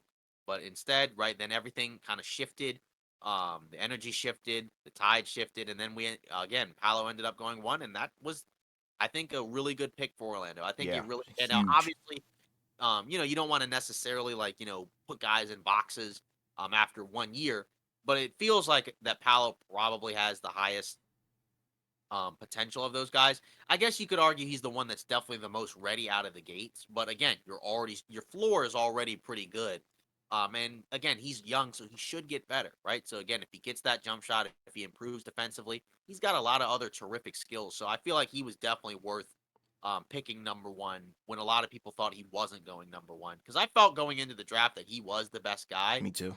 but, everybody kept saying that he was probably gonna drop to 3, that Chet was gonna be 2, but, so far, he definitely was worth that pick. Obviously, we gotta see what happens with Chet Holmgren, but Right. still, if you're Orlando, I think for now, you definitely gotta be pleased with, picking him as opposed to Jabari Smith. But still, again, it's still early, but I feel like that for that reason, that's, like I said, where you get a B, because again, if they had picked Jabari Smith, then it's probably more like a C, maybe a lower C, Hmm. borderline D. But, with Paolo, that's a really strong foundation to build off of. And you have a lot of other, impressive guys with a lot of length and skill. So you just kind of have to build on it. It just kind of comes down to, in the offseason, picking which guys to move forward with. But again, Fultz looks pretty solid. Boncaro looks pretty solid. Wendell Carter Jr., Franz Wagner. So you have a number of guys. You just got to keep building, I think. Yeah. And And for me, yeah, yeah, and then I guess one last point, and again, yeah, you're also in a great spot because you got 2 lottery picks. You got exactly. your own, I think at 5, if I'm not mistaken. No, not 5. I guess like what is it, 6? I think It's either 6 or 7. it's 6. I think in Okay. the end it's 7. So you got Okay. 6, and then you also have Chicago's. So you have, which I think is 11th or something Yeah. like that. You have 2 lottery picks to work with. You can excuse me, you can trade up, Yeah. maybe get somebody, or you can keep both picks and draft 2 guys. So you have a lot of flexibility there. So for me, I think that's definitely got to be a B. Yeah. And for me, I'm giving him a B as well. I was really tempted to give him an A, but I feel like that would be way too generous. But, a B, I think, this is a team where it's like this is kind of like their beta test, and I think it was a relatively successful beta due to the fact that, you saw what Paolo can do. I'm not going to say one of a kind, but he's definitely up there in terms of better rookie seasons that we've ever seen.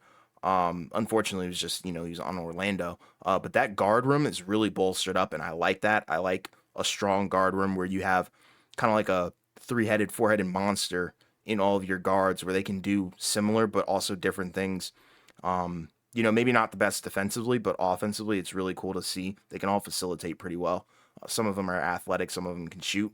And then, also you have Bol, and it's like I feel like that's a big thing.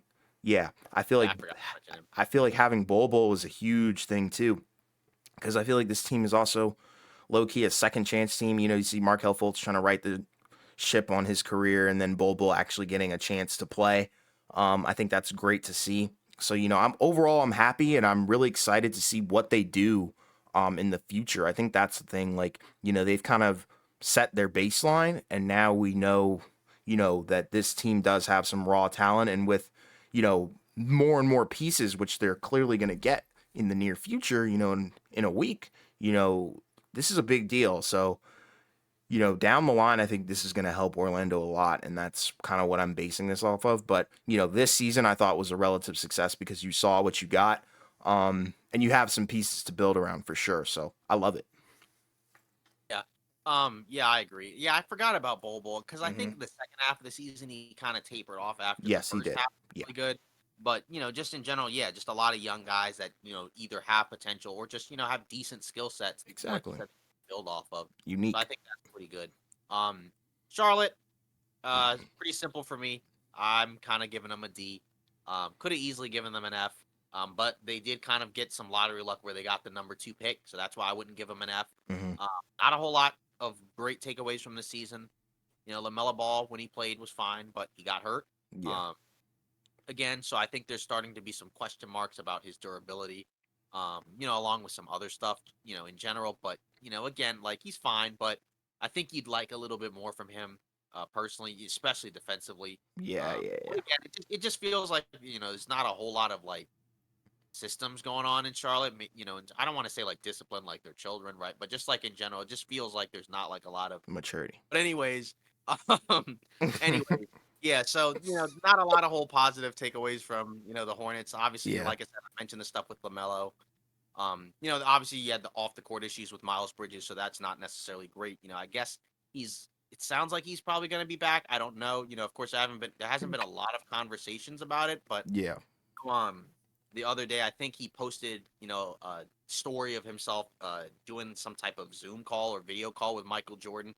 Who currently is still the team governor for the Hornets. And I think on Twitter he also kind of like started a thread that said, replies, like I guess some type of ask me anything sort of thing. Right. I'm curious to see what kind of questions he's going to answer. But regardless, so you have that scenario, and then after that, right, Mark Williams, right, solid center, Hmm. and seems like a pretty good pick for them, because they didn't really have any real options as bigs, for a little while, Yeah. right? But he's, pretty solid as a rim protector, as an athletic guy, big body, right? Can get you boards, get you blocks, lob threat, right? So that's kind of like a pretty solid center to play next to Lamelo, since he's a really, gifted passer. Um, and then after that, right? Again, Hayward, right? Still issues in terms of being able to stay on the court. When he plays, he's fine, right? But he just hasn't been able to give you a ton of time. Forgot about him. Yeah, exactly. Right. Rozier kind of took a step back this year. Right. Obviously, he's on a huge contract now, so that's not a great feeling if you're Charlotte, because he's probably not going to be much better than he is, at this point. Um, and then after that, right, PJ Washington was okay, but it felt like he might have taken a little bit of a step back. Yeah. Uh, but again, just not a whole lot of positives there. Nick Richards, right, kind of had a solid year for them, right? Got rewarded with an extension, right? I guess he'll be a backup center for them, but just not a whole lot of positives for them. And again, some of that, again, were things outside of the team's control, right, with the Miles Bridges scenario. Um, but again, it's rough. We'll see if he comes back. If he comes back and he's still good, which I would assume would be the case, I don't think he would just lose his basketball talent. Obviously, that'll help. And then, of course, you're also bringing in, the number 2 pick. So that's what prevented me from giving them like an outright F, Right. because just because you won some luck in the lottery, because I think they were projected like 5 or 6 or something. Hmm. They shot up to 2. So obviously it would have been amazing. Like I would have would have been willing to give them an A if they had gotten the number 1 pick, for as bad as it was. True. But you do get the number 2 pick. We'll see who they pick. But regardless, you get the number 2 pick, which you wouldn't have thought they were going to get. So that prevents me from giving them an F.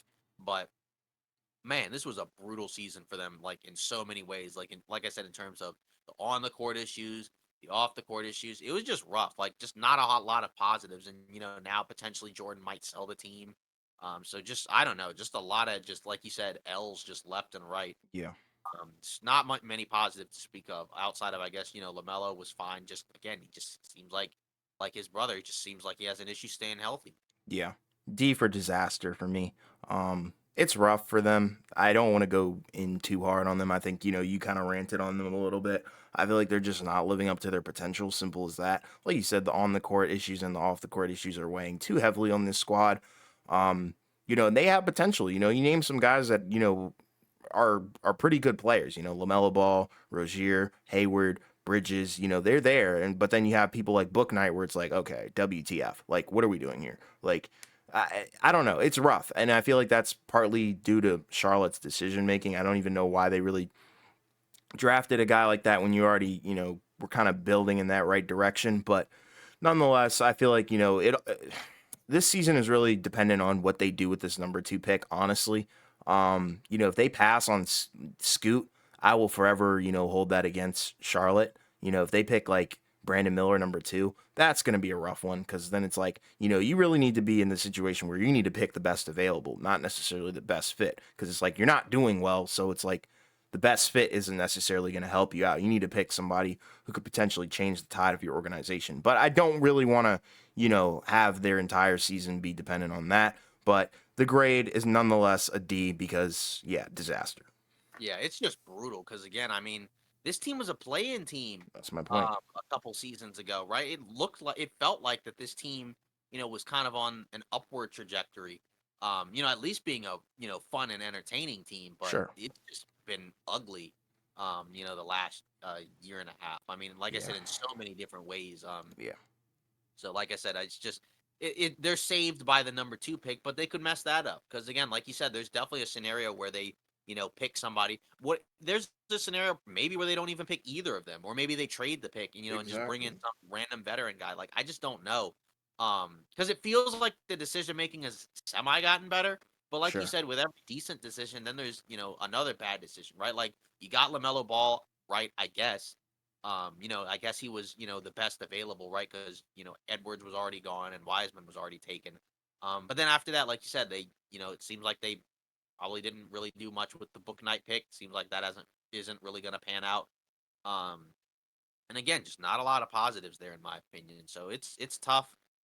There's potentially a way out of it, but it starts, I think, with getting that draft pick right. Because if you don't get that right, you may not get another opportunity because it seems like they've not really been bad enough to be like the worst team. Right. And they got lucky, right? Because they got a top, the second pick when they, if it was like say the NFL, they wouldn't have gotten it. So you can't mess this one up because they Right. haven't had a lot of like top two or three draft picks. As of late, right? Lamelo Ball was the last one, but outside of that, it's kind of been like middle of the pack, like closer to the bottom part of the top 10. So, I mean, the high picks, those are the ones you have to get right. Because if you don't get those right, I mean, there's no hope for you. Yeah. Um, so moving to the last one, Detroit. I'm gonna give them a D for Detroit. Sorry, Motown. Come on. I mean, again, not a whole lot of great things. Obviously, Jaden Ivey, he had a really solid season, rookie season. I think, that pick seems like a success. Obviously he kind of in a way fell in their lap because Sacramento picked Keegan Murray. And it was funny because at the time that was looked at as kind of like not a great pick for Sacramento. Not Right. that he's bad, but kind of like, what people are talking about with Miller and Scoot, where, Miller may be the more quote unquote ready guy, but Scoot probably has the higher potential, in most people's eyes, where, again, Murray's the guy that's already ready, right? But Jaden Ivey probably has a higher ceiling. Sure. So I like the future backcourt between him and Cade. Obviously, Cade didn't play much because he was hurt, so that kind of sucks.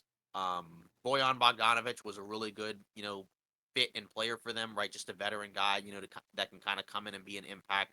Obviously, we had this, wild back and forth song and dance between whether or not he'll get traded or stay. He signed an extension and didn't get traded, so maybe he gets traded in the offseason. But I also don't know if his value is going to be much higher than it already was because he had a Right. really good regular season. But is he going to be better? Probably not because of his age. Um, but either way, this is more about the regular season. Then Jalen Duran, that was a pick that I think they traded for, not their original pick, but they traded for him. He seems like he's going to be a really solid player. Got an athletic, big body, right, that can kind of clean up around the basket. Right, kind of like a pretty solid player because Detroit needed a big, but now they have a ton of bigs. And this is kind of where it gets really wonky, right? Because they got him, they signed Marvin Bagley, who was fine for them, right? But again, had a long stretch where he was out due to injury, which has kind of been the case for him over the course of his career. Right. Um, then they traded for Wiseman, right? He was kind of the guy that didn't pan out in Golden State, so they traded for him. Still probably won't really ever, live up to the potential that he had, coming in. Right. But again, it wasn't a complete disaster when he was out there. But at the same time, I don't know, kind of a lot of weird fits and a lot of weird players in there. But again, it's like what I said with Charlotte, right? You're not in a position where where you're worrying about fit. You got to worry about getting talent and see what you got. And again, they kind of did that in terms of stockpiling up a bunch of a bunch of young players. Killian Hayes looks like that one's not going to pan out too much. It feels like he's Shout out kind of, Jamal. for his combat skills as opposed to his basketball skills. Um, but at the same time, right, he's still young, but it just feels like that pick probably isn't panning out, which is why, again, that's why you pick best available, which is what they did because they got Jaden Ivey, right? It wasn't like they were in a scenario where they were like, well, we already have Killian Hayes and Cade, so we don't need another guard. No, you take the best available. So that's what they Exactly. did. I feel pretty solid about their front office. It still seems like they've made some good moves, and obviously they hired Monty Williams, so that's a good start for the offseason. Gave him a ton of money, but again, it doesn't really impact them because there's no salary cap, Mm-hmm. for coaches. Um, so like I said, some positives. And I guess looking forward, Cade, he should get better. Ivy should get better. So you have some young pieces, but it also sucks because you had the worst record in the NBA. So you were in theory, the worst basketball team in the NBA, and you didn't get rewarded with a top pick. You didn't get Wenbanyama. You're Good. not getting Scoot. You're not even getting Miller. You're getting the fifth pick, which again, that's kind of rough. I mean, not that those guys are going to be bad, but certainly if you have the worst record, you'd like to be rewarded with the top pick. So you're probably going to have to settle, for somebody else. Well, not probably. You will have to settle for somebody else. So that's kind of where it would be a D. Because I feel like you have some bright spots, so not enough for it to be an F. Um, but definitely, the lower pick holds them back, right? If they had gotten a top 3 pick, I probably would have given them like a C. But for dropping to 5, they get a D for me. Well, they get an F for me. Um, this was a bad season for them, record wise. Like you said, they finished at the bottom, and then to not get, a top 3 pick, I think that's a pretty fat L in my opinion. So I'm gonna have to give them an F, like I said. I mean, like I'm hyped about Cade and Jaden Ivey, but at the same time, for this season, yeah, no, I didn't really like what I saw in total from Detroit. They only won 17 games. That's pretty abysmal. I think that was the worst record in the NBA. So, Was. Yep. yeah, so looking at that and not getting the top pick, I think that kind of overwrites everything that you kind of worked and strived to do. So, yeah, automatic F for me. Yeah. I mean, that's fair. I mean, I guess again, Cade was hurt, so maybe they'd be better. But yeah, Right. I guess I just look at it from the perspective of they do have some bright spots. Yes, they do have a For me, future. when I give a team an F, it's like you have nothing. Like you literally have True. nothing. Yeah, that might Like, just be me hating, huh? but at the same time, I didn't give anybody Fs. Yeah. Because I feel like I was, relatively nice to some of these teams. Where like you said, Dallas, I think you gave them an F, right? Um, Yes. whereas I gave them a D. Um, I gave the but Wizards an F overall, too. yeah, exactly. But overall, again, there were some really good teams. There were also some really horrible teams. Not as many, I feel like, as in years past. So that's kind of a good sign for the league. I think where Sure. like we're not having as many like just awful teams that have like literally Right. nothing going for them. So Right. that's good. Um, so I guess that kind of in a way kind of puts a bow on this season. Again, I know we're like probably 8,000 billion trillion quadrillion hours in, but I guess now we can kind of wrap it up by not finishing it up completely by getting now into the news and some rumors. Well, and we'll start with the big one, Bradley Beal. Yahoo! Like your guy is finally, possibly, maybe, potentially, could be on the Allegedly. trading block if the Wizards, according to Shams and Woj, decide to go into a complete rebuild. And this is kind of what we were talking about when they first hired Michael Winger to be the president of the team, where again, it sounds like he's a pretty competent guy in terms of what he's able to do, and it's he's got a direction, he's got the thumbs up from the team governor to do what he feels like he needs to do. Um, so we could be headed for a potential Wizards rebuild. I mean, obviously, it starts with Beal, their best player, right? Kind of their cornerstone guy, but also the guy where if you're doing a rebuild, you got to kind of move on. Um, but the interesting factor with him is he's got a no trade clause. So he has the ability to basically block any trade that he doesn't like. So that kind of works multiple ways, right? Obviously, if it's a team he doesn't want to go to, he can block it. He can also sort of block a trade where it's like, okay, that team is giving up a player that I want to play with, so I'm going to block that trade. So he has a lot of leverage in terms of what he can decide what to do in terms of where he wants to go.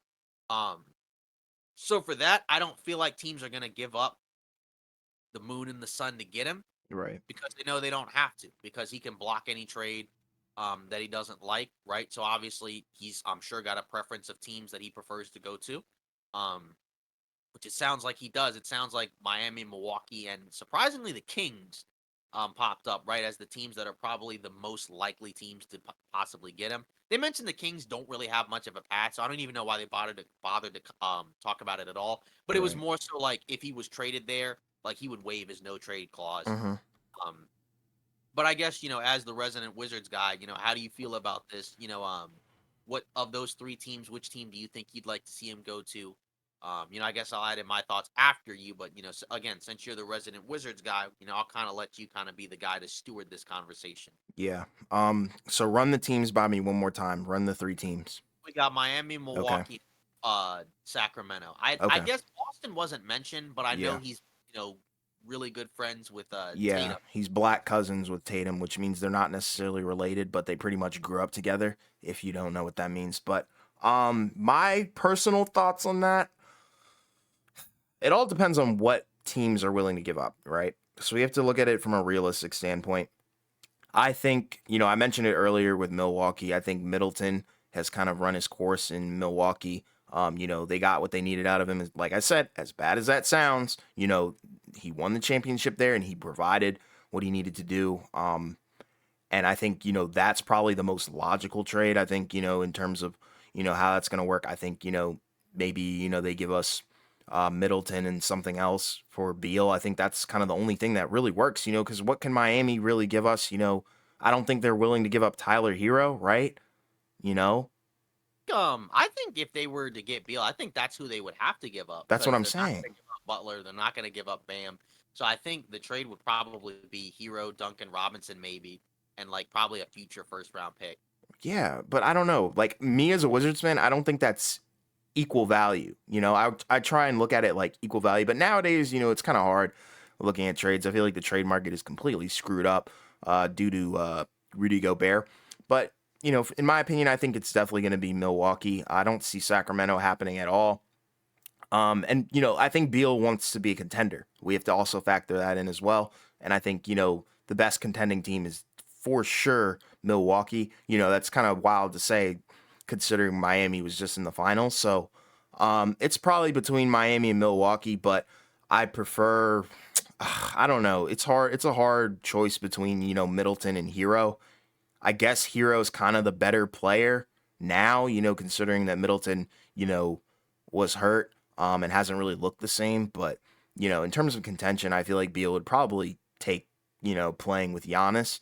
But who knows? Miami might be a good fit for him. So I feel like Yeah, it could either be Miami or Milwaukee. That's kind of my thoughts on it. But, like, my thing is, we waited so long to trade him. Who really, really, really has the desire to take on that massive monstrosity of a contract? That's the problem. exactly. It's in my opinion, I think it's a little too late to trade him, but who knows? I mean, I'm sure somebody's going to do it since he's such a big name, but at the same time, Beal isn't the same anymore. We have to acknowledge that. I love the guy.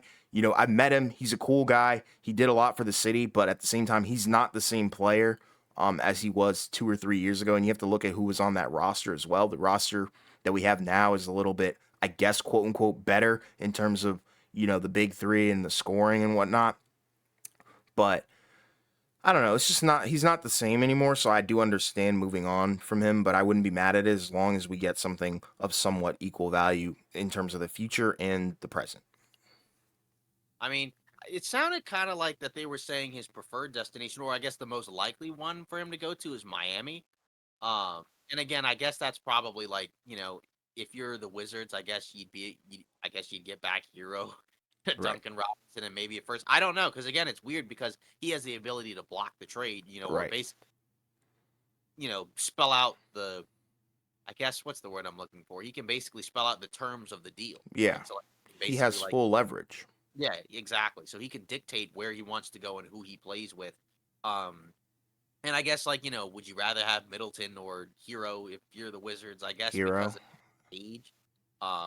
I guess you probably would prefer to have him long term, just again because of the age, right? Like when Yes. they're both healthy, I think Middleton is better. Yeah. Um, but again, because of Middleton's age and his injury history, he may not that he's like already declining, but I don't know how many more like really good years I'm gonna get out of him.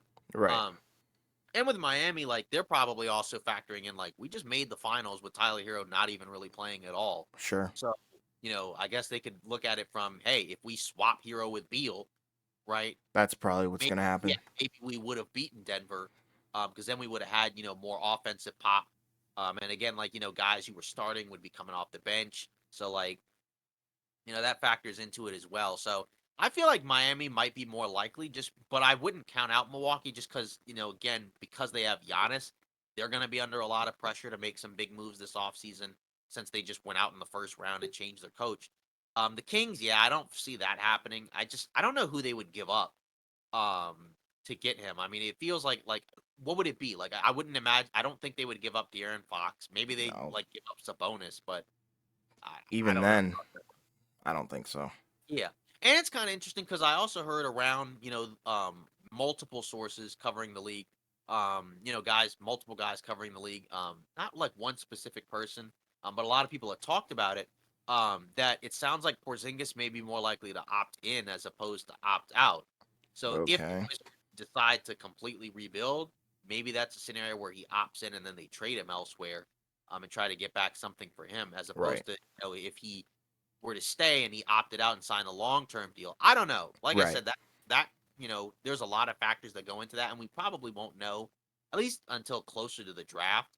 Um, but it will be interesting because I think the deadline for player and team options is I think about the end of the month. Okay. So you pretty much have like you know less than 2 weeks. I mean, basically like 10, 12 days. For a lot of these teams and players to decide what they're going to do with the last year of their contract. So it'll be interesting to see because again, like him opting in versus opting out, that's a complete difference, right? Because again, that could depending on what the Wizards do, because they still have time to decide. Like I said, I think I feel like they probably should just rebuild and kind of like just like just completely restart because I just don't really feel like there's a high ceiling for this team. But who knows? Again, like I guess my thought process is if you're not going to rebuild, what was really the point of like changing the front office because they weren't Exactly. they weren't clearly interested in rebuilding. I guess you have more competent guys, so I guess that's obviously something to look forward to. But I feel like they wouldn't be that competent if they decide to run it back. I just feel like you got to rebuild. It sucks with the Beal scenario because now you're not going to get back as much for him. I think, even Mm-hmm. though he makes way more money, I feel like that is a negative around the league because I just don't feel like teams see him as being worth that much. In terms of giving up that much, because if you look at his contract, he's going to be making 46 million next season, a little under 47, 50 million after that, then 53 million, and then in 2026, 2027, he has a player option for 57 million.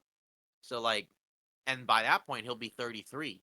So who knows what he'll be by that point, right? You would hope he would still be good because it's not like 33 is old, but again, he's had some injury issues. He's not like a super big guy, so I don't know what I'm gonna get out of him by that point. But I could definitely see a few teams taking a crack at him, if he wants to leave.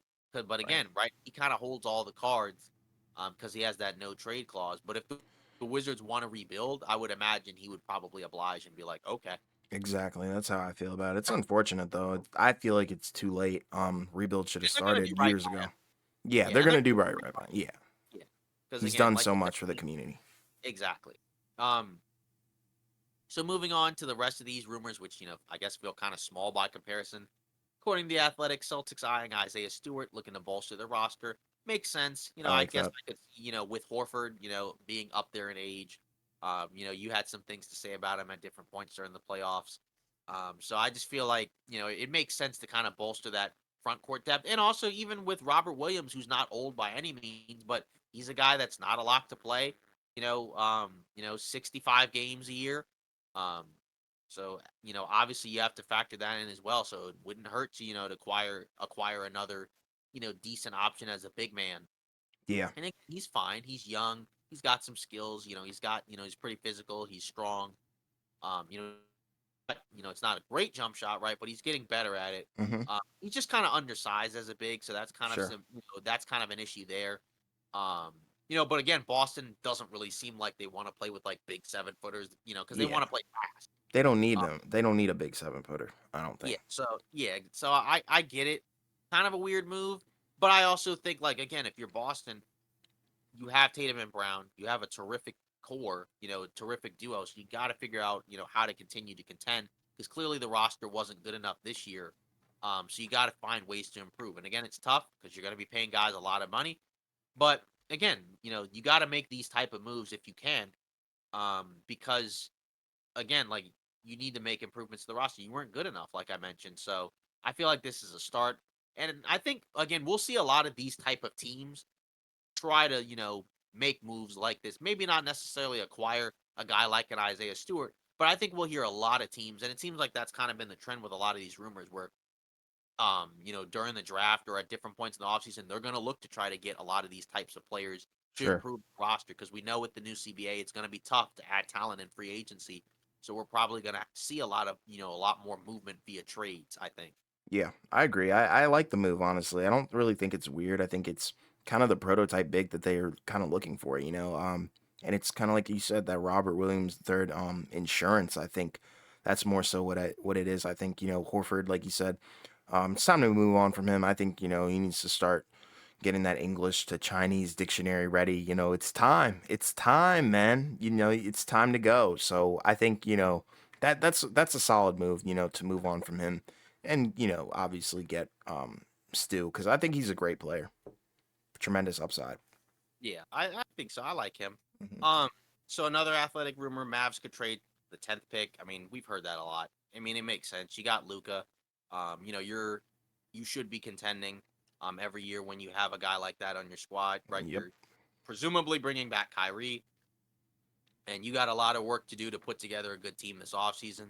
So, I mean, again, maybe they keep the pick if they don't like the offers that they're seeing, right? Because there's some impact guys I think in this draft, that could help them. But at the same time, again, if you're Luca, you probably don't want to wait for a young guy to develop. Um, and you're probably so and again, the 10th pick is relatively solid, I think, in terms of value. So you could probably get somebody with that. So I mean, again, it just depends what's out there because I don't know what's out there for them. But if there's a good player that they can get with that pick, yeah, you do it. Because again, you got Luca on your team and you need talent that can help you win right now. You're not really in a position where you should be waiting for years and years on end for some of these young guys Right. to develop. You got to win right now. Yeah, I agree 100%. Um, I think that's something that I think they should trade the pick. Potentially get some defensive guys, two-way guys. I don't know how many of them are available, but that would be nice to see them bolster up the roster. But at the same time, that 10th pick, it may become valuable. That's the hard part about the draft is like you don't really know until guys start falling off the board. Um, you don't know the value of a pick until some guys start going or, you hear certain reports about other guys leading up to the draft. So I'm curious to see what they do. Whether they keep it or not, I think it'll be valuable nonetheless.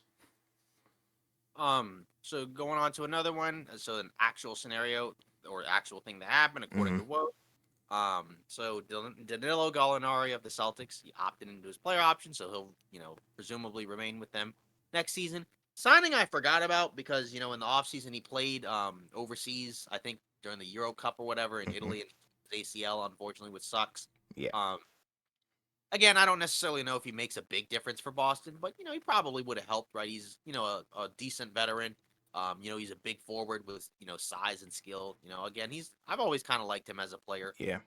So maybe he helps them out, but again, he is older, and again, he's had a lot of injuries. I think he tore his ACL before as a younger player, Yes, he so did. I don't know necessarily how much he's got left in the tank. But maybe he can help Boston. But at the same time, I just don't know because again, older guys, at this point in their careers with major injuries, they're not always able to come back from that. Right. Yeah, I agree Just 100%. salary filler or like in a trade. I don't Yeah. know. I feel like they're probably going to use him in a trade, but nonetheless, I mean, I feel like he does bring something to the table. It's not like, he's a complete, useless bum or something like that. I feel like he's pretty decent. Um and he's probably got something left in the tank. I just don't know if it'll be useful in Boston. Another rumor: Nets wings drawing interest. Royce O'Neal, Dorian Finney-Smith. So teams could potentially, I guess, trade picks or whatever to get them. And again, they're fine options at the wing. I'd like Dorian Finney-Smith more than Royce O'Neal. Really? Yeah, I'm not saying Royce O'Neal is bad, but Okay. I kind of like Dorian Finney-Smith more just because I feel like he's a little bit bigger. He can do more things. Because Royce O'Neal, I think, is like what is he? He's relatively small. I think for a wing, isn't he? Yeah. Yeah. So I mean, not small in terms of like Yeah, muscle yeah, mass. yeah, yeah, yeah. He's like what, 6'5", six Yeah, six. yeah, I think Uh, so. I think I think Finney or whatever, Dorian or whatever. I think he's like 6'7", Yeah. 6'8". So Yeah. yeah, I feel like he provides a little bit more versatility. But at the same time, I don't think you could go wrong with either one, right? Like you're not going to get both. So it wouldn't shock me if a team, had like a late first round pick that they decided to trade because again, these guys are ready to contribute right now. So if you're one of these other teams, why not get you a guy that can contribute right now? I think Royce O'Neal has a smaller contract, if I'm not Yeah, mistaken, he so does. he would probably be easier to trade for. Um, but I don't know. Again, I feel like it depends on the team, right? Because again, like, if you're a team, like the Lakers, right? Maybe Royce O'Neal might be better for you because you already have like some bigger forwards like Sure. LeBron, Vanderbilt, Rui. But if you're another team, maybe like I don't know, like a Golden State, maybe Royce O'Neal might be better for them, because they like those smaller, Right. type players. Um, but either way, like I said, I like both of them, so they could probably help out a team. And I guess worst case scenario, they could just be in Brooklyn another year Yeah. and help them out. I mean, like I could see it going both ways. I feel like Finney Smith probably has a little bit more value, um, which I think is probably an accurate statement. I think. Let me think. Because I'm pretty sure they're both the same age, right? Yeah, well, I think Royce O'Neal, I think is 30. I think I he's think already Finney. I think Finney Smith's 32. really. Yeah, Wow, I think they're both 30. wow. 'Cause, like, But it just feels kind of weird because it feels like Royce O'Neal's been like there for a I while, but know. I could be wrong. Yeah, I think they're both 30. But that's kind of same age. But Oh, 30. yeah, but I feel like with Finney Smith, like I said, I think there's a little bit more value there. So best case scenario, I think you probably keep Finney Smith and then probably move Royce O'Neal somewhere else. Yeah, I guess Royce O'Neal, like I feel like he's probably more a three, and I think Finney Smith is more like like small ball four Yes. that could also play some three. Yeah. Uh, Regardless, like I said, yeah, you can't go wrong with either of them. I feel like they could help out at either Hmm. team, whether or not they're in Brooklyn or whether or not they're somewhere else. Right. Next up, Kuzma, a lock for free agency according to Mark Stein. I feel like this Woohoo. right. The player option, he'll make more if he opts out than Yeah. if he opts in. But it's kind of interesting because again, with all the stuff going around with the Wizards, you almost wonder, do the Wizards like actually re-sign him? Because again, if they decide to do a full rebuild, they might look at it from the perspective of maybe it isn't a good idea to give Kyle Kuzma like 20 plus million a year Right. if we're going to rebuild. So I do kind of wonder where that goes because I feel like he definitely does have value across the league, right? Obviously, he's a big skilled forward. I mean, a lot of teams could definitely use that. Do you want him on a max or close to max contract? Probably not. Right. So that's kind of a question I think the Wizards need to have. I guess the question is again, do you want if you're the Wizards guy, do you want them to re-sign him? Knowing that you probably have to give him a decent amount of money to bring him Yeah. back. Well, here's the thing. I think, I think it's a good re-sign because, like I said, we gave up, Hachimura. So I'm not saying, our wing spot is weak, but, with Avdi and Kuzma, I'd be happy with that. My only issue is, is Beal going to be there? I think, if Beal isn't there and we re-sign Kuzma for a hefty sum of money and get maybe, say, like Tyler Hero, I'm cool with that, honestly. I think that's a step in the right direction in terms of rebuilding. I think Kuzma's young, so that helps. But in general, I mean, I wouldn't be mad if he left, but I definitely would not also be mad if he stayed. It just would kind of sting, I guess, a little bit for him to walk and for nothing. Even though we gave up some things for him, so that's kind of my viewpoint on it.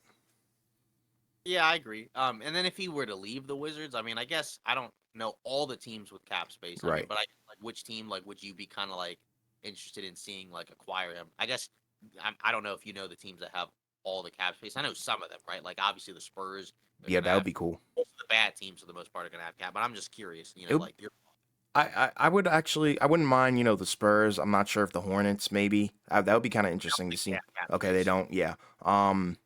Then I guess maybe probably Detroit. I mean, it's like I know I'm not really high on Detroit, but it would be kind of interesting to see him coupled And he's with from there, or he's from Flint, I guess. exactly, yeah, same thing basically. It's right outside, so that'd be kind of cool to have him go back to his home state or whatever. So I wouldn't really be mad at that, but I'd prefer him really to stay. But like I said, it would kind of sting to see him just walk for nothing. So moving on, I guess Knicks have informed necessary people of Beal interest, according to Fred Katz. I feel like that's kind of a no-brainer. I feel like again, a lot of those teams that are looking for like, another, guard to add to their roster would probably want him. It's just again, how realistic is it to get him? Do you Right. want to give up certain things to get him, right? If you're, I guess the Knicks, right? Like, you Julius know, Randle, yeah, Julius Randle, RJ. maybe RJ Barrett. I think contract wise, you might have to give up both of them. Maybe because again, I think Beal makes like 46 million. Knicks fans aren't high on Julius Randle right now, so that wouldn't surprise me.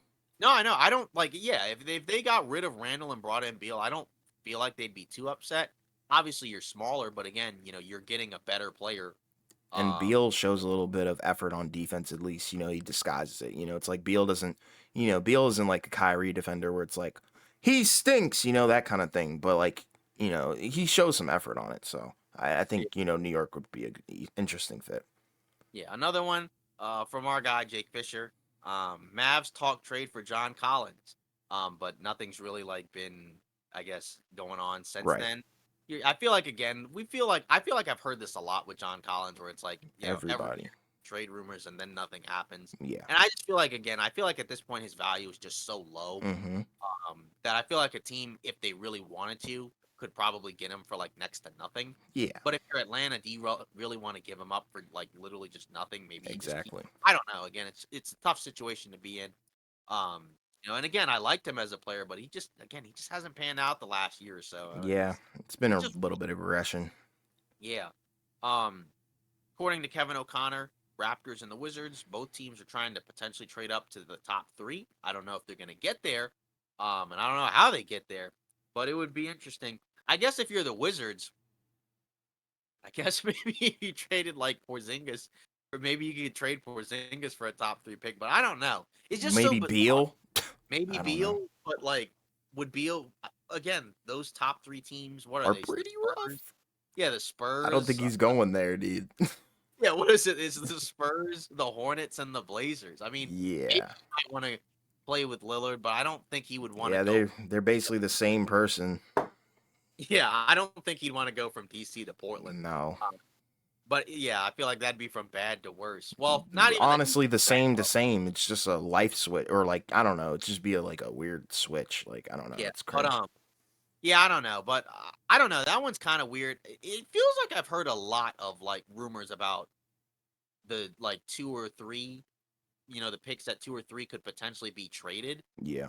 I just feel like I'm just curious as to like what the like reasoning would be, because I don't feel like this is a draft where like it's just one guy and then everybody else like just stinks. Right. Uh, I mean, I guess you could argue it's three guys, but Three again, if you guys and everybody else is pretty much a gamble outside of like Grady yeah, Dick.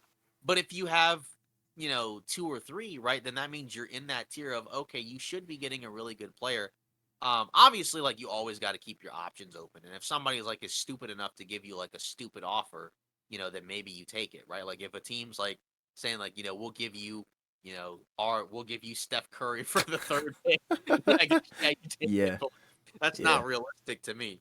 So I don't know. Like I said, I feel like that those teams should keep those picks, but I guess it just depends. And I just don't know how the Raptors or Wizards would get into the top three, especially Toronto. Like, what does Toronto have? I mean, that would allow them to get into the I top don't three. know. I mean, This just maybe. sounds like a bunch of chatter, man. Yeah, I guess like I guess Barnes is cool, but I don't think I would trade Barnes. I don't think I would give up on him. Absolutely not. Siakam, maybe, but I mean, like Charlotte, do you want Siakam? Like, I don't know. I mean, I don't Portland, get do you the logic, man. I don't know. I could see Portland trading the third pick. I feel like Charlotte will draft somebody at 2. It just may not be somebody that we want them to draft at 2. I Sure. think Portland is like a 50-50 where like they could trade the pick or they could keep the pick. Like I just don't know. Right. Cuz yeah, cuz Portland's in a situation where they have Lillard and it seems like they want to contend with him, whereas like Charlotte doesn't have that much really to look forward to. So it's like I said, I could see them just drafting somebody at 2 and just them drafting some random guy. But Portland, I just don't know. I feel like that's coming more from like, okay, with giving up the third pick for like Porzingis or like Siakam or somebody like that. I don't know. Yeah. That's what I'm thinking. I don't Yeah. think Charlotte or and definitely not the Spurs. There was that funny thing about Wembanyama is awesome, right? But Beal's still a really good guy, so Yeah, maybe you right. call. I think the guy was trolling. I He believe he. definitely was. Yeah, Couldn't be but it was real. funny. It was definitely funny. Yeah. I'll give him that because when I first read it, like it felt like it was a troll job. Like I know it's kind of hard on social media to like tell when people are like being serious versus being Sure. joking. Because sometimes like you can just see like the wildest stuff on there. But that one I felt like early on, like yeah, this guy's trolled. Yeah. Um, moving on, another Jake Fisher rumor.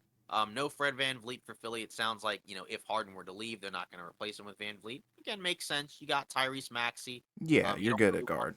Yeah, exactly. You don't really want to replace Harden with another small guard. Hmm. I understand the thought process of maybe getting younger.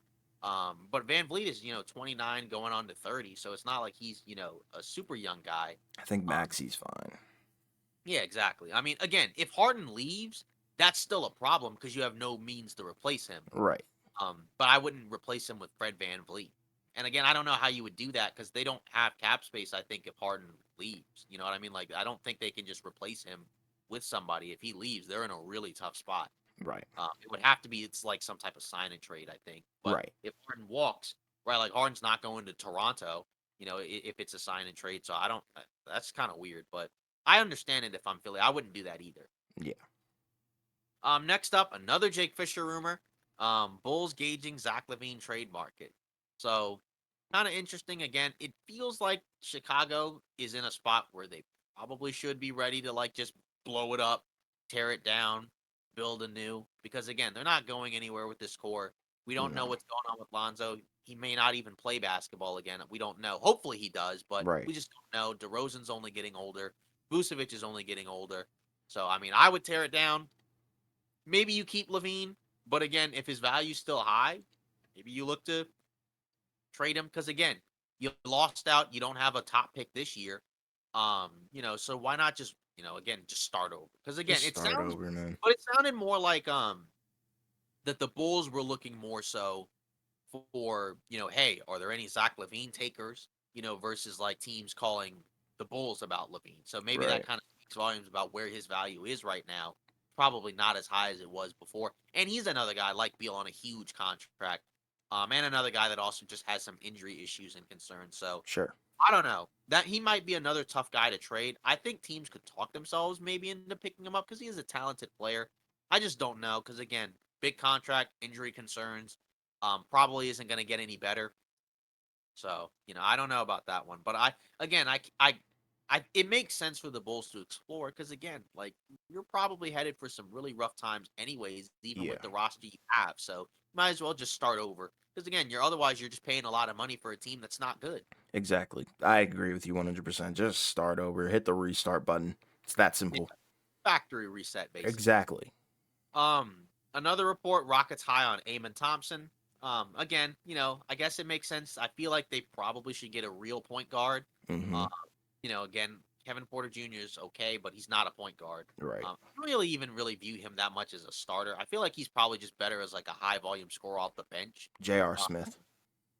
yeah, something like that. J.R. Smith kind of morphed into a starter, but Sure, but I meant like early. yeah, Like New exactly. York one kind of, More I of a guess. good player in his later years where he Yeah. became a better defender. Didn't do as much like off the dribble stuff. Kind Yeah, of he more. turned 3 and D. Yeah, exactly. But I don't see that with Kevin Porter No. Jr. I feel like he's just more like a scorer off the bench. In my Microwave. opinion. Yeah, exactly. So I feel like it makes sense, I guess, for Houston, right? Because again, Thompson's a point guard.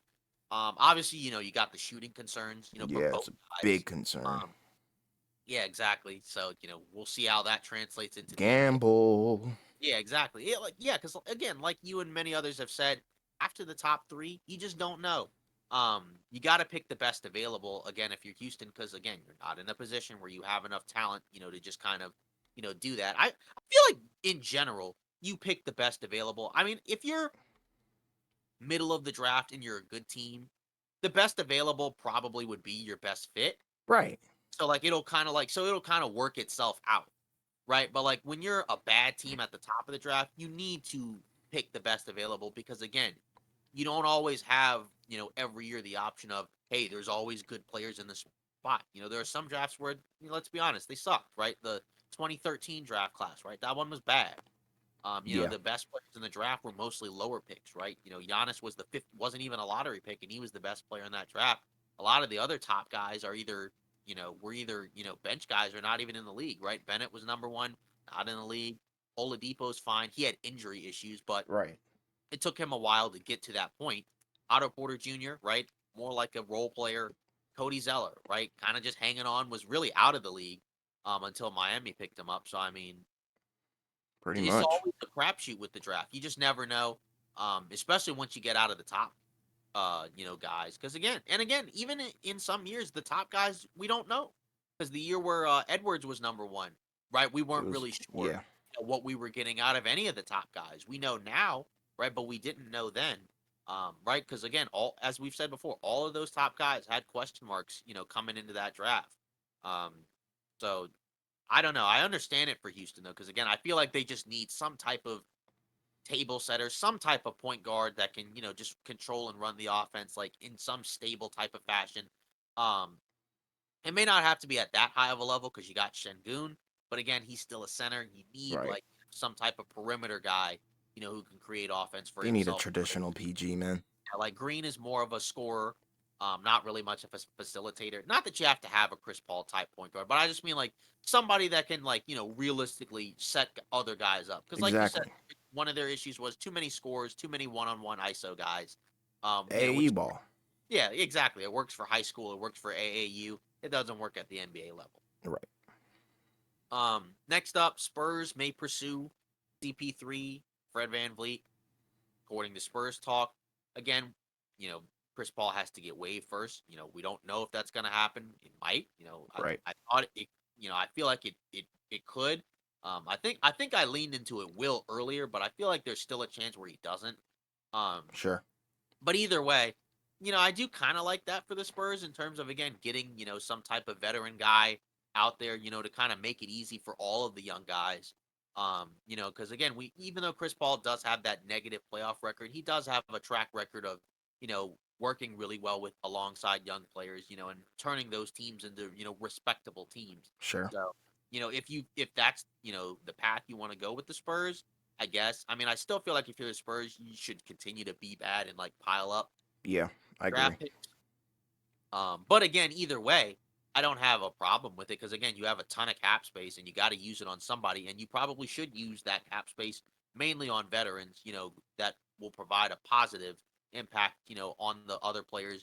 Other young players in the locker room. Because that was kind of Houston's issue, and in a way, that's kind of Memphis's issue. Where again, like this is why you need those type of veterans, guys. That don't always mind. Not playing but guys that can still kind of make an impact enough where like the young players will probably be more likely to listen. Yeah. I agree. I think, they should definitely, if he's available, they need to get him. Simple as Yeah, that. That's how I'm going to go with it. yeah. I wouldn't do Van Vliet because they mentioned Van Vliet. I wouldn't do that if No, I'm. no, no. With Chris Um, Paul, yeah.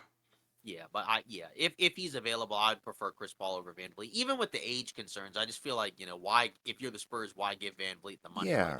because again, he's already 29, going to be 30, and he's small as well. So again, he'll still probably be good, but Right.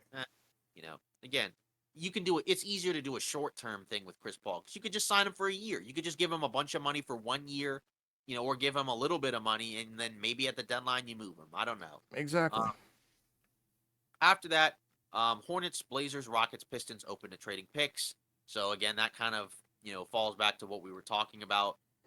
Again, I don't really know why. I mean, again, unless you're getting back, multiple picks, maybe, but I don't know. I feel like the guys at the top are really good. Like if you're the Hornets, I wouldn't trade that pick unless you're getting back somebody really, really, really good, which I don't think you'll get, Yeah. from another team. But I If could be wrong. But I don't know. I feel like that's really a gamble. But like you said, after the top three, you just don't know. So maybe if you're not sold on somebody, maybe you trade the pick. But I guess my question is for what? if we're talking like, like number 2 pick, number 3 pick for like, like Zion or something like that. I don't know. Then maybe. I don't know even know if that could work, but like something along those lines, maybe. But I don't know. I'm in kind of general confusion because I haven't heard a lot of buzz. around picks being moved like this in a long time. So that's kind of interesting to me. So I'm curious. because usually, the top picks don't normally get moved. Like usually, like Exactly. all of them, like they just pick guys, even if it's not a great draft. Like because it's like you have the one pick, you have the two pick, you have the three pick. And So some of it's the trades happen during the draft too. yeah. Um, then after that, kind of going to what you said, Zion. According to Mark Stein, New Orleans, they might trade him. Not that they will, but like you said, there's more rumblings and buzz around. And we kind of talked about this earlier in the season when we didn't know what was going to happen. Right. We kind of proposed the idea of, hey, like if he continues to have issues, in terms of staying healthy, does New Orleans maybe decide to trade him? Right. I still don't feel like it'll happen. Um, He's too but the fact valuable. yeah, but the fact that it's even being discussed, at least makes it a possibility. Right. Um, but it is kind of interesting because, again, like you said, if it's a scenario where like you're, I don't know, Charlotte, and maybe you somehow move the number two pick and I don't know, like expiring contracts or something for Zion, right? I guess you would do that, I suppose. Right. Right, because obviously you're kind of banking on, Zion, kind of getting some stuff together if he gets traded. Um, you just got to be concerned with the injury issues because they're real. Because Exactly. he has had a real problem staying on the floor, during the early part of his career. But again, it makes sense because again, Zion already is a guy that we know is really, really good. So by that account, if you have the ability to trade for him, I guess go for it. Because you're probably not getting somebody better in the draft. Maybe you do, but it's gonna That's my take a point. right. Like even Scoot, or Brandon Miller, right? Those guys, if they get to that Zion level, probably gonna take them a few seasons before they get Right. there. Zion's already there, so if you Exactly. do it, I guess go for it. And it sounds like New Orleans, because we talked about it, I think in our previous podcast, or I think on the live stream, right, where there's a possibility, that New Orleans may try to trade up to get Scoot. So it could happen. I don't think it will, but again, the fact that these rumors, are around, It's that telling. suggests that it's possible. And Yeah. again, I do think we could see a lot of trades, from this point on in the NBA because again, I think it'll be harder to just sign guys outright in free agency. So it makes sense if you have the ability to make a big trade, you might as well go for it. Exactly. I agree. Yeah, another one, Warriors may trade Kaminga, according to ESPN. I guess again, he hasn't really played a whole lot in the playoffs for them. It sounds like he's not very happy there, right? Because of course, we had the thing with Shams after they beat the Kings about a number of guys on the Warriors, young guys, not being happy with not getting minutes. Um, it could happen. There's also rumors suggesting that maybe they use him to trade up in the draft. I don't see that happening, Right. but because I just don't see another team doing that. Like, hey, we'll give you Kaminga and like I think they have the Warriors have the 19th pick, and you can give us seven Right. or six. Like, I wouldn't do that if I'm another team. Um, but it feels like the Warriors have things that they definitely need to do in the offseason because I just don't feel like they were good enough to win the title. I know you mentioned they could have beaten Denver. I don't know. I just don't feel. I just feel like there were so many issues with that team, both If they on and off the court, where it I don't feel like it could have happened. Because again, there's a world where like the way they play and the way that they can attack you on offense would definitely make an impact. But again, also they were a puny team this year. So I feel like they got to make some decisions. I think they need to figure out a way to add some more depth, add some more defense. Maybe that comes with adding more size, but it also feels like they don't want to really play particularly big. I think part of that has to do with if you have Draymond out there next to a traditional, big center that doesn't shoot well, then you got an issue of you don't have much spacing, right? Because we saw the Looney Draymond duo didn't play as much against the Lakers because they just weren't guarding those two guys. yeah. Um, but I do think they definitely like need to make some big moves in the off season. And maybe trading Kaminga is one of those. We'll see. And again, like sounds like he's not happy, so he may just be moved and anyways. I mean, they'd want to get something back for him, and I feel like he still has value because I think people look at him as a solid player. Um, even though he hasn't panned out a whole lot for Golden State, but it Hmm. could just be he's a decent player that just may not play for Golden State. You know what I mean? Sure. Like I he's get small, you. he's got really good athletic abilities. So he still has a lot of room to grow, and maybe he doesn't get there. But I do think like you know of the guys that they could trade, he might be the most likely. Because I don't know. The thing with Poole is I feel like there's still a world where like they could just keep him around and just bank on he Hmm. was. 2 seasons ago. Right. Um, but obviously the issue for him is the $30 million max deal, Yeah. major It's the concern as well, contract. and he's kind of and it feels like he may have now entered the realm of if he's not scoring, he's probably not going to play a whole lot. Exactly. So Doesn't do that's anything on defense. yeah, so that's obviously an issue there, and like I said, I feel like that's what the Warriors need. And again, like also some reports I think from the Athletic where one source suggested nobody aside from Steph is safe.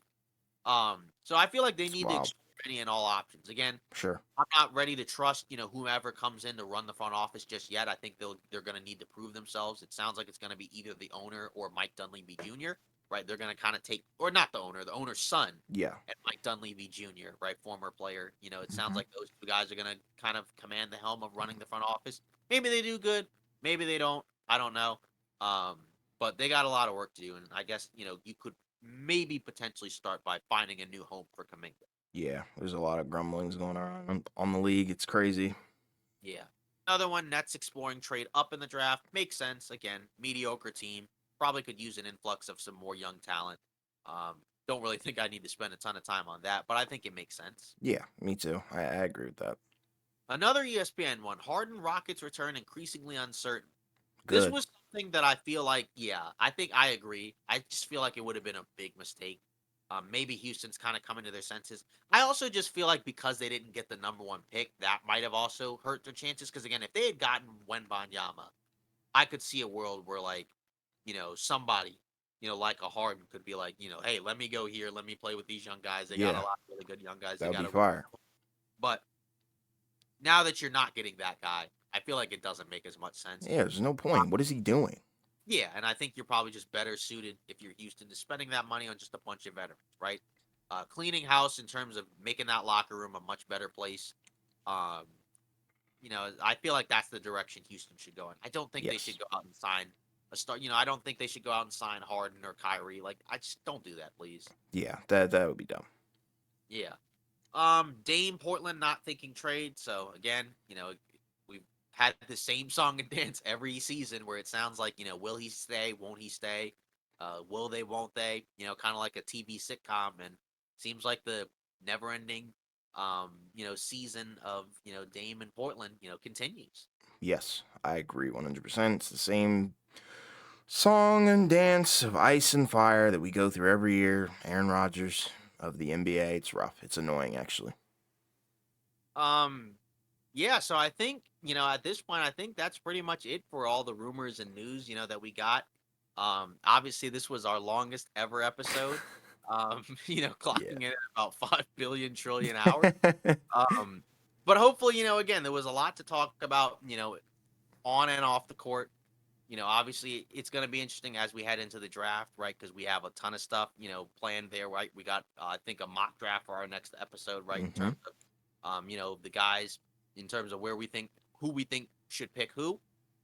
Um, and then obviously, again, don't forget the live stream that we'll have next Thursday. I think probably like around 7:30, 40 Yeah. Eastern time, right? We're Hmm. gonna start before the draft, obviously, so we can hang out and talk about the draft, as it's going on, right? As opposed to talking about it afterwards, like we did with the games. Um, and again, like this is gonna be a busy off season, so we're gonna keep doing this content, for everybody. So Yes. hopefully everybody continues to enjoy it. If you made Hmm. it this far, you're a real one. You're We a real appreciate one. the support. Soldier. Yeah, we appreciate the support, continuing to like and subscribe to our videos and content. So that's it for today's episode of Off Ball Takes. Thanks for listening. Have a great weekend. Have a great, Father's Day, Yes. Juneteenth, whatever other Yep. thing you celebrate. So hopefully you enjoy it, and we'll see you next week.